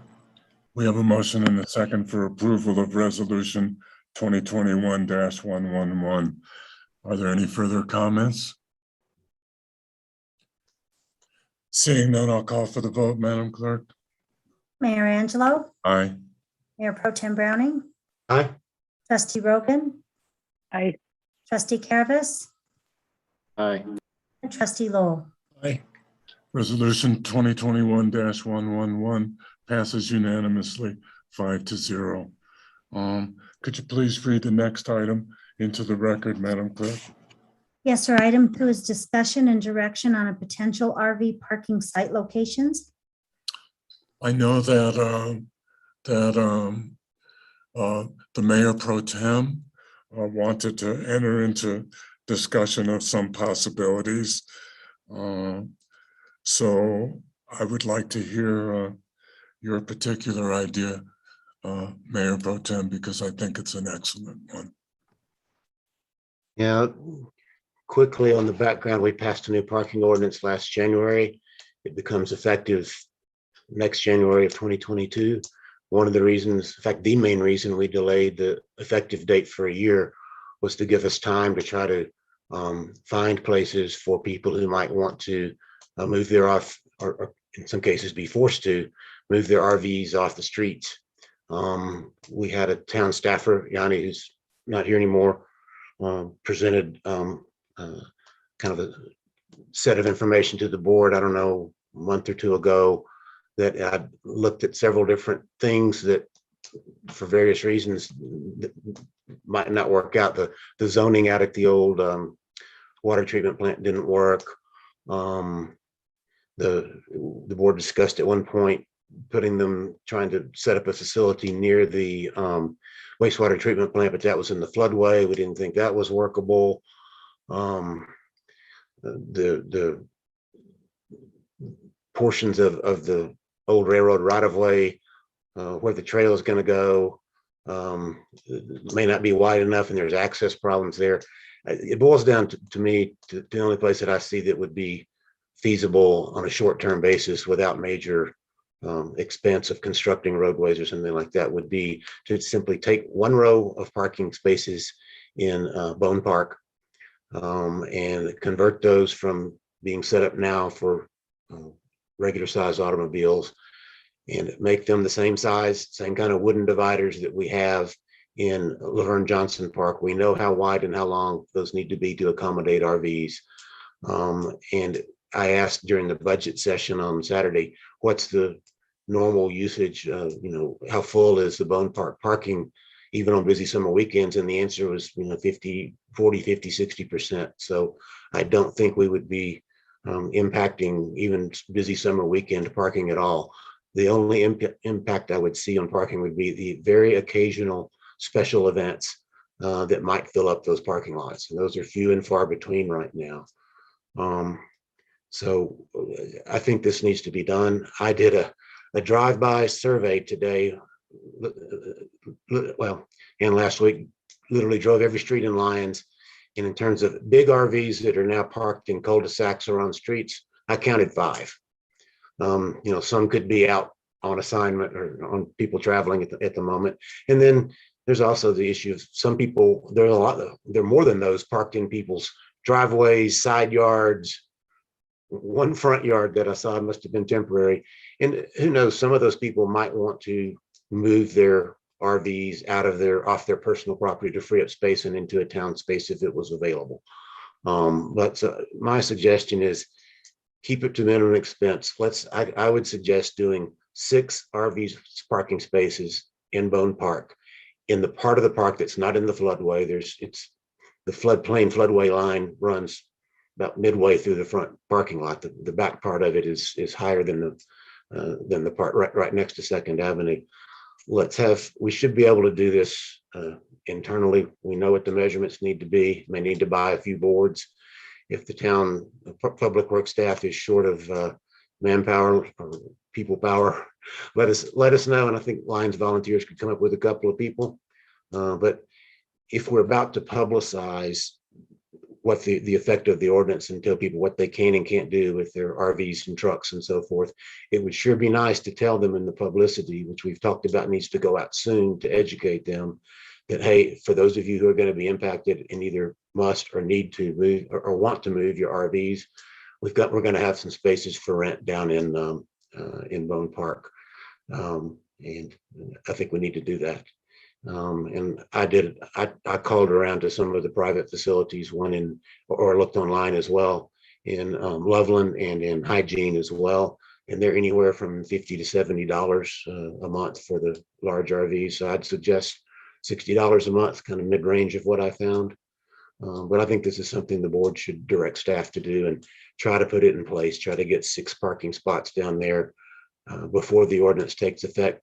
And if nobody uses it, that's fine too. And they can move their RVs elsewhere. If just 2 or 3 people use it, that's fine. The main point, it's not really revenue raising, although it might raise some revenue if enough people use it. The point is, we passed an ordinance saying you got to move your big RVs out of the streets and out of the cul-de-sacs. And the feedback we got from citizens was, I don't have any place locally to move them. Let's provide them a place. And if they all 6 fill up, we could then set aside some more. And one thing Yanni's paper mentioned is that there might be somebody in the private business that might be interested in doing this. And my answer to that is pretty simple. As soon as some private business offers this in Lyons, we should do these on 6 or 1 month or 1 year, 6 month or 1 year leases. Then we wouldn't renew the leases and people could move them to the private sector. We don't want to compete with the private sector. There just is no place in Lyons for people to put these, and nobody in the private sector has come forward yet. If they want to, great, we'll let them do it. Until then, I think the town should provide a small number of spaces for people who own RVs to move them and make the ordinance work the way it was intended. That's my suggestion. Thank you, sir. Further comments, Trustee Rogan? Thank you. Mayor Pro Tem, I do think that's a really good idea. At least let's try it for a year and see what happens. I'm curious about whether Yanni was ever able to complete any kind of survey about, I know you drove around, Mayor Pro Tem, but I wonder if there was ever a survey completed or any other data gathered before Yanni left.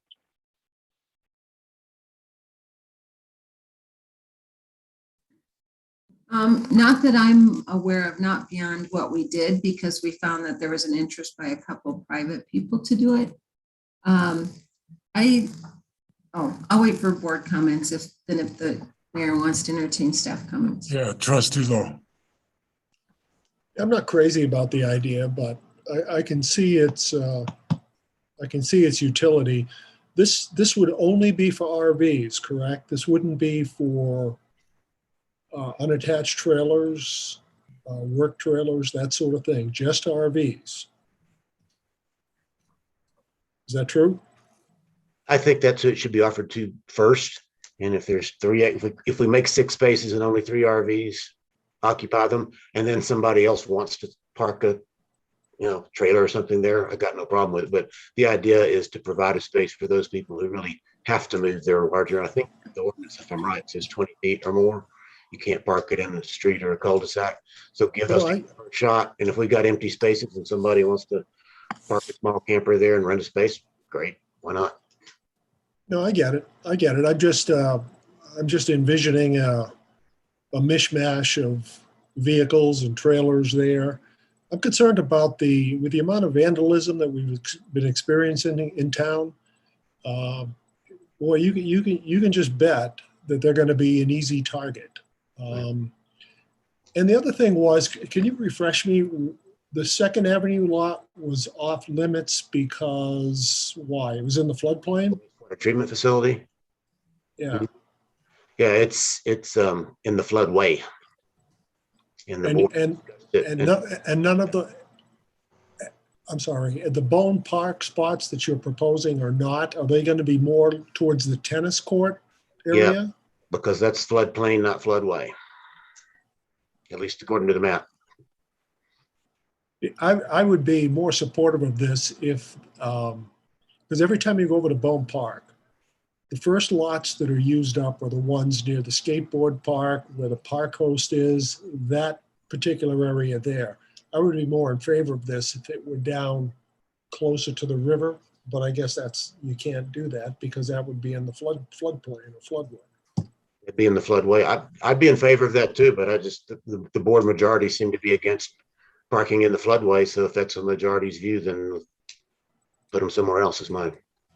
I assume this would be I'd rather have them there too. I'd rather have them across the street in the Second Avenue lot, but the board wasn't in favor of it. So I'm okay with trying it. I just have some reservations. Number one, about the aesthetics of it. Number two, about the vandalism. And also, we're asking our staff to now enter into another business arrangement with picking up the $50. He didn't pay. Now we got to notice him. She didn't pay. That sort of thing. So I'm open to it. I'm just very cautious. the aesthetics aren't the best either, but what are the aesthetics of having them parked in the neighborhoods? Same problem there. And vandalism, it's a risk, but that's a risk when you park it down in the cul-de-sac too. So, and I think we're going to have cameras in the park. We don't have cameras in the cul-de-sac, so I don't know where the risk is worse. Trustee Careless.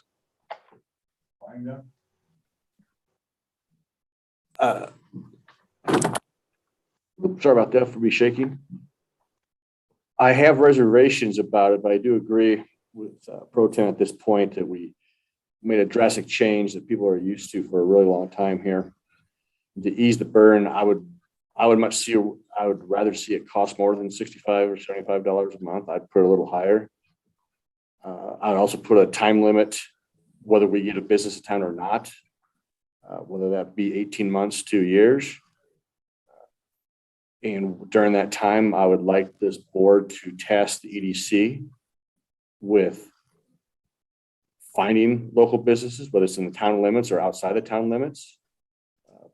There's property out east that can be used. There's got to be some outlots, unused space and outlots, backlots, outlots, whatever you call them, and convince those people that they could, to be entrepreneurial. I do have concerns about the staff time dealing with it. We do have computer systems, however, in place that we rent park space, both parks. Similar system can be used. So those are my thoughts at this time. The vandalism issue is, again, whether it's on the street or in a park, if someone wants to vandalize it, they're going to vandalize it. Our agreement needs to be for sure, as Mark indicated, that it's as soon as something opens up locally they can rent, the leases will not be renewed that next month. But it also needs to be very clearly stated, probably as our contracts already do with the rentals, that they're fully responsible. Town of Lyons is not responsible in any way, shape, or form. Those are my thoughts at this point. My thoughts are that if we're talking about being able to plow the streets effectively, if we're talking about views that are obstructed, then I'm absolutely in favor of the proposal. As far as vandalism goes, I mean, if you're a vandal, you're taking a risk, and I hope you get caught. We can't control that necessarily.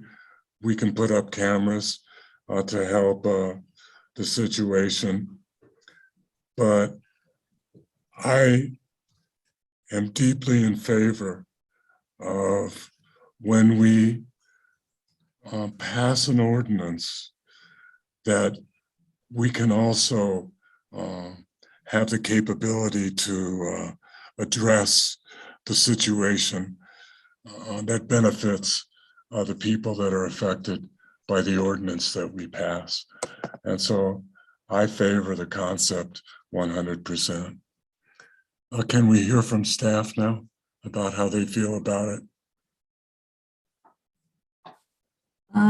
This takes us a little off guard because we weren't told ahead of time what the proposal was. But I think I speak on behalf of Kim and Brandon from his explanation, his view, I could tell, and Dolores. Staff will do whatever the board directs us to do, but this is not something we would support at the staff level. It is purely it is not our problem as a community to find parking for private vehicles, period. If you can own an RV, you need to afford to store it. And we should not be using public land to do that. Are we going to have some liability in it? Usually when you store a vehicle for that price, it has security, it has a fence, it has someone watching it. I think this is going to encourage other people to pull their camper in and start camping overnight. We already had that last week. And then who enforces that? And we can't even get cameras in our prime areas because of lack of Wi-Fi. What makes us think we're going to get a camera at this site before our own property? So to me, this just kind of takes me off guard, but I mean, it's the board's decision to do it. Professionally, I don't think it's a good idea. And I don't support it, but that doesn't matter. Brandon, any legalities that we talked about like with Saoirse last time? Could I respond to that? I sent this suggestion to Yanni 2 months ago about looking at Bone Park and the non-floodplain portion. I don't know what she did with it, but it's not something I just rolled out tonight. It's the first I've heard of it. She would have addressed it, I think, if it had been brought up to her, but she didn't. So I think she referred to Second Avenue and Bone Park are basically the same location. So I think the same arguments about that park pertain to the other parking lot. But to me, how are you going to pick which 6?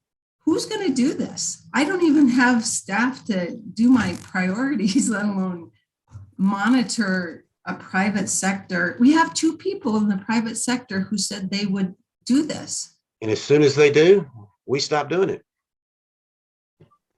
Sure. And it's already fenced. Make it 6-month leases and don't renew them if somebody opens a private sector lot. That's great. But let me point out that you would also have some town staff who's going to have to go around for each RV that's parked there and write tickets, do warnings, enforce the tickets in municipal court, all that kind of stuff. So get ready. You can spend your staff going after people and finding them for keeping their RVs on the streets, or you could provide them a place to put them and make a little money off of it. Seems like to me the latter is the better option. Town Clerk Vasquez. Just from the Saoirse standpoint, I had reached out to them, gosh, back in July when this first came up. And I know I had sent this over to Yanni, but they were not in favor of it. They were, if the town chose to do that, we need to provide some kind of waivers, because if someone gets hurt, they're going to sue the town because it is town property, and we are liable at a point. Saoirse said if we get sued, they would defend us. But like Victoria said, they would recommend having someone on site, since we're now running a business where we're renting out town property. So it just brought in a whole different loop of insurance stuff from Saoirse's standpoint, because I had reached out to them on that and the solar farm, and that was those were their concerns with us renting out just town property. Who would be on site managing now that we're, it's town property? If someone gets hurt or they vandalize, they catch fire, just a whole bunch of things. But that's just from the Saoirse part of it, sir. We rent out town property be in Laverne Johnson Park all winter long without staff on site, 2 RVs. We already do that. So I don't see why this is any different. We have a contract with those folks and they were bid and they were hired and they have liability insurance and all those things. It's very different. But it's okay, but I would not agree with 6 months. Our parks, we need to keep it April 15th. That starts high season. So maybe 4 months or 5, but not through June. That's Reiterate the difference to me between renting out spaces in Laverne Johnson Park. That's renting out town property, is it the not? owner is on site with that vehicle. Right, there you go, right. They're not empty vacant campers. The owner's there. If there's a flood, they can pull it out themselves. They're there and they're legally responsible for it. Whereas if they just park it there and it's empty, it now becomes our responsibility because we're renting out the property. Yeah. I see Kim has had her hand up for quite a while. It's hard to see up in the corner in her background, so I just wanted to maybe give her a chance. Go ahead, Kim. Sure, thanks, Trustee Rogan.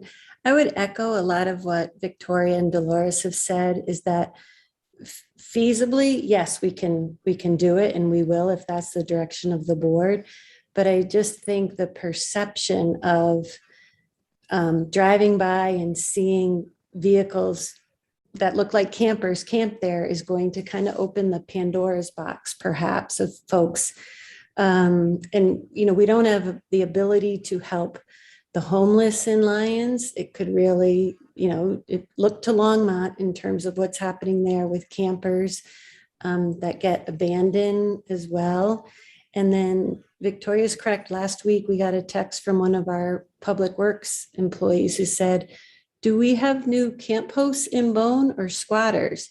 And so I went over to see Sergeant Christ and they got on it. And what had happened is somebody dropped their, I'm not going to say it appropriately technically, camper shell. Yeah, that goes in the back of a pickup truck because they were having a problem and they put it in where the park host site was. And so that's a pretty visible location. A lot of people use that park year round. Skateboarders are there.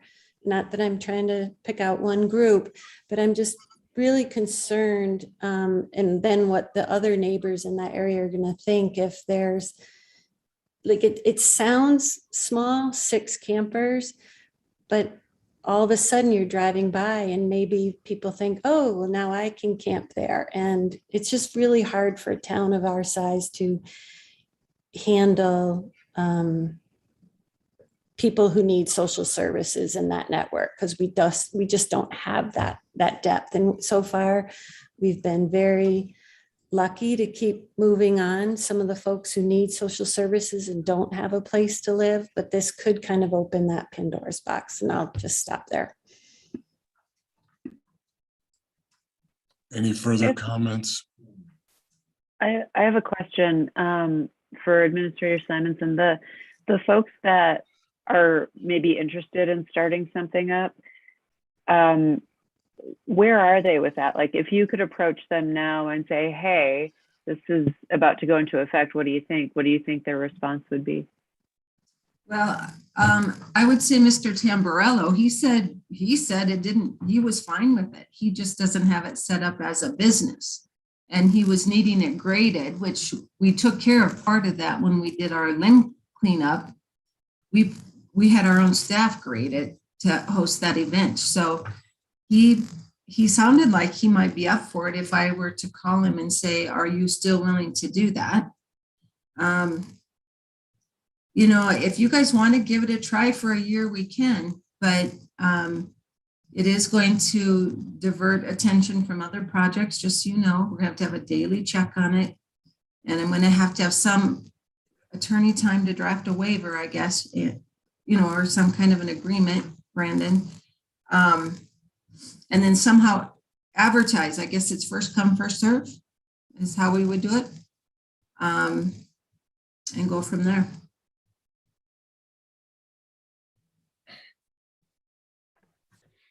It should be first come, first served for Lions residents first, not those from other places. This is, to me, this is just part of putting the ordinance into effect. And the alternative is going around and finding a bunch of RV owners and forcing them to move their RVs out of town.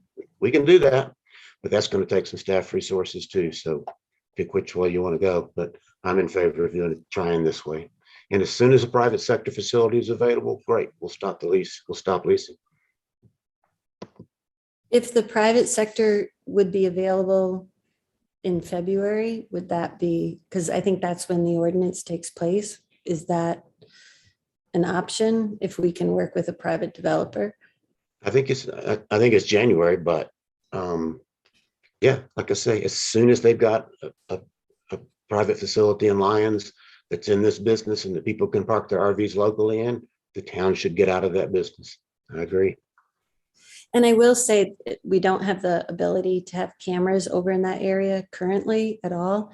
If we do, it will be an added cost of probably another $1,000 to $1,500. I just want to let everybody know what the math is behind it.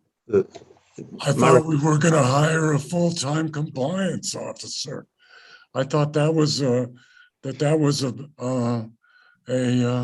Budget hasn't been subject that we adopted yet. discussed at the budget process.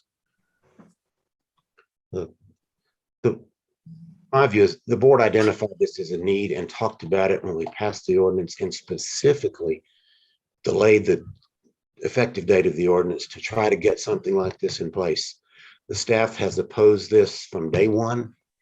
They don't want to do what the board suggested a need for. We talked about it several months ago. A staff member was assigned to try to find out how to do it, and the reports we got back were why not do it, why we shouldn't do it.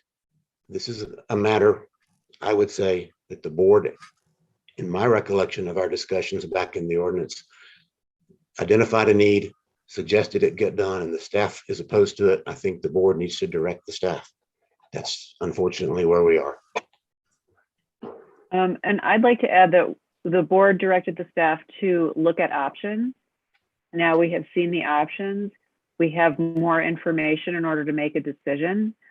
I don't think this is a good idea. After listening to the staff concerns, I do not think that benefiting 6 RV owners outweighs the risks of this situation. I would much rather see the town reach out to Mr. Tamburello and say, how soon can we set this up with you? And then communicate to the residents that, hey, we've passed this ordinance. This is when it's going into effect. And here are some options for you. I don't think it's incumbent on us to take all of this risk for 6 RVs. It just doesn't make any sense. I don't think that's bad a risk. It's not something we have to do. It's something that would be a service to some of our citizens. So I request, we've gone round and round. I request we poll the board and let's make a decision. Trustee Vole? No, absolutely not. Trustee Caravas?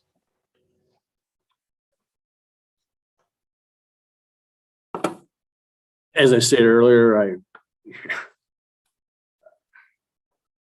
I like the idea of trying to help people out, get them going on this thing, because we said we were going to. But I don't know. Dealing with our staff issues, as I stated earlier, I'm more concerned about that at this point. At some point, you own a boat, you got to store it. You own an RV, you got to store it somewhere. I would probably say no at this point, but I'd still like to see us find options. I don't know what they are.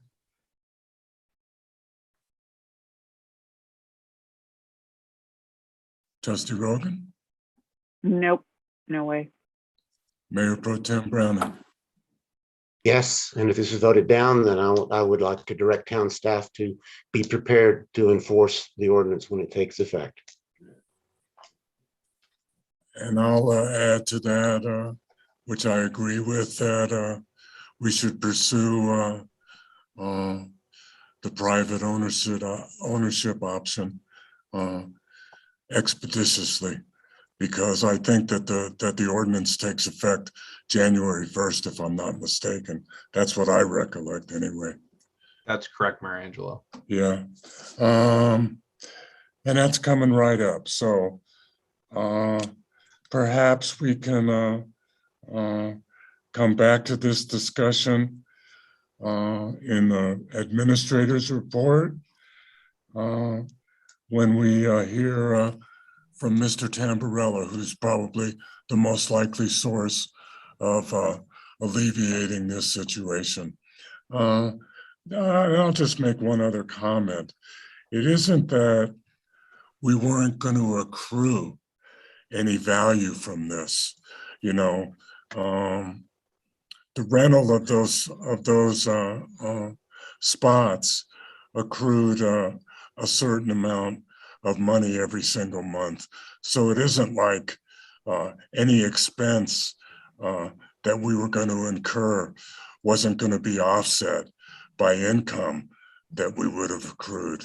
But I'll leave it at that, and hopefully we'll get good news in regard to accommodating people with conveniently with RVs.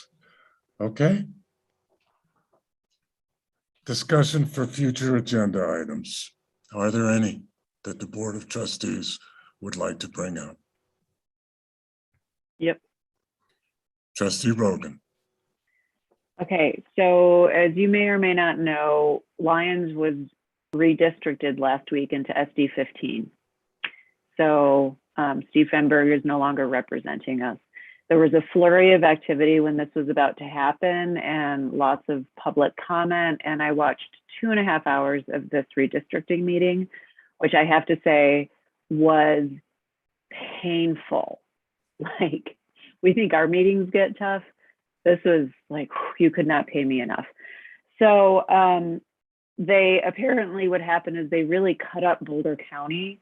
And so Ward, Allenstown, Allen Park, Netherland, we're all redistricted. And I personally do not understand what this means. And so I would like to invite Marta Locamine to come to our next meeting. Maybe it's a workshop, maybe it's an agenda item, but just to let us know what this means to us as a town that we're now represented by somebody different. Any other future agenda items? Mayor Pro Tem Browning. We discussed at the budget session on Saturday a couple of different tax and revenue items. One is whether we want to look into changing the lodging tax. And related to that, I understand that there's some preliminary discussions going on with Planet Bluegrass about them wanting to modify their agreement with the town that was reached when they annexed, in particular with regard to the use of the Planet Bluegrass farm property. Those two items are related in that we need to take Planet Bluegrass into consideration if we're adjusting the lodging tax, because that's why it was set at the $2 level that it is now. So I don't know what the timing of it would be. I don't know how far the Planet Bluegrass discussions have progressed, but counting backward, to change the lodging tax requires a vote under Tabor. That would be April. The ballot measure would have to be drafted and submitted, I presume, February, sometime like that. So if we're going to try to do that and have a vote on it next April, when it would be less costly to do than doing it as a separate measure, sometime fairly soon, we need to discuss those possibilities, and maybe we decide not to do anything. Maybe Planet Bluegrass isn't ready, but those two related items, I think, are we going to amend the Planet Bluegrass item, and are we going to change the lodging tax, need to be talked. If we're going to do anything, it needs to be done within the next 2 to 3 months. So just, I'm not suggesting a timing, just that we ought to put that on our radar screen. Okay. Anything else? Go ahead, sir. I will lighten the mood a tad bit. The RVs that don't get moved off the streets, I think we commandeer them to help supply chain issues, because I'm really getting tired of waiting for my hair care products. And I've learned today that several Dunkin' Donuts have run out of donuts because of supply chain issues. And you cannot have a donut store like Dunkin' Donuts, donuts. And America runs on Dunkin', so if you run out of donuts, Told you I'd America lighten the mood. Oh, boy. Brandon, do we do that by resolution, Brandon? I think it's like some super, commandeer statute. Super majority resolution. I joke, but to add to the levity for a second, in the Littleton charter, there was for a while where every member of council was a deputy of this police chief and could arrest people. And I'm not even joking. That was in the charter, and we had to take that out because there were some people who were thinking about abusing that. Wow. Thanks for the idea. I would like a discussion, and I can't remember whether we had talked about this already, Administrator Simonson, but I'd like a decision in regard as soon as possible in regard to the depot use, and also an update on the creative district and how they could relate to one another. I think this could be a really, really great thing for Lions if we handle this correctly. So I would like an agenda item in regard to both of those subjects as soon as possible, please. Brandon? Mayor, I think you had suggested to me that you would bring up an item that the Parks and Rec Commission were thinking about bringing or wanted to bring forward. If you don't want to discuss that, that's fine as well. But No, I forgot. Go ahead, recollect.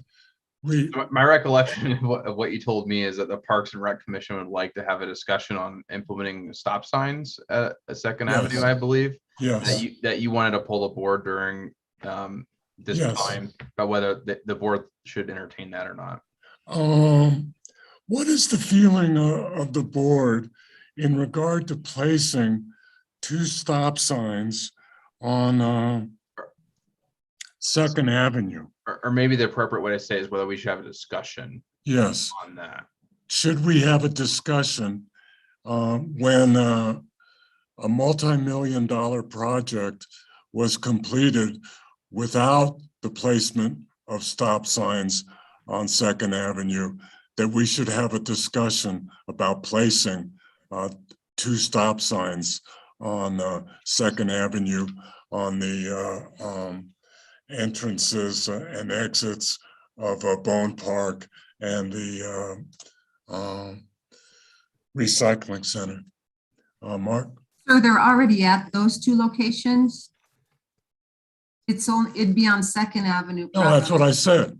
That's what I said. Coming in and out of Bone Park and the recycle center, there are stop signs.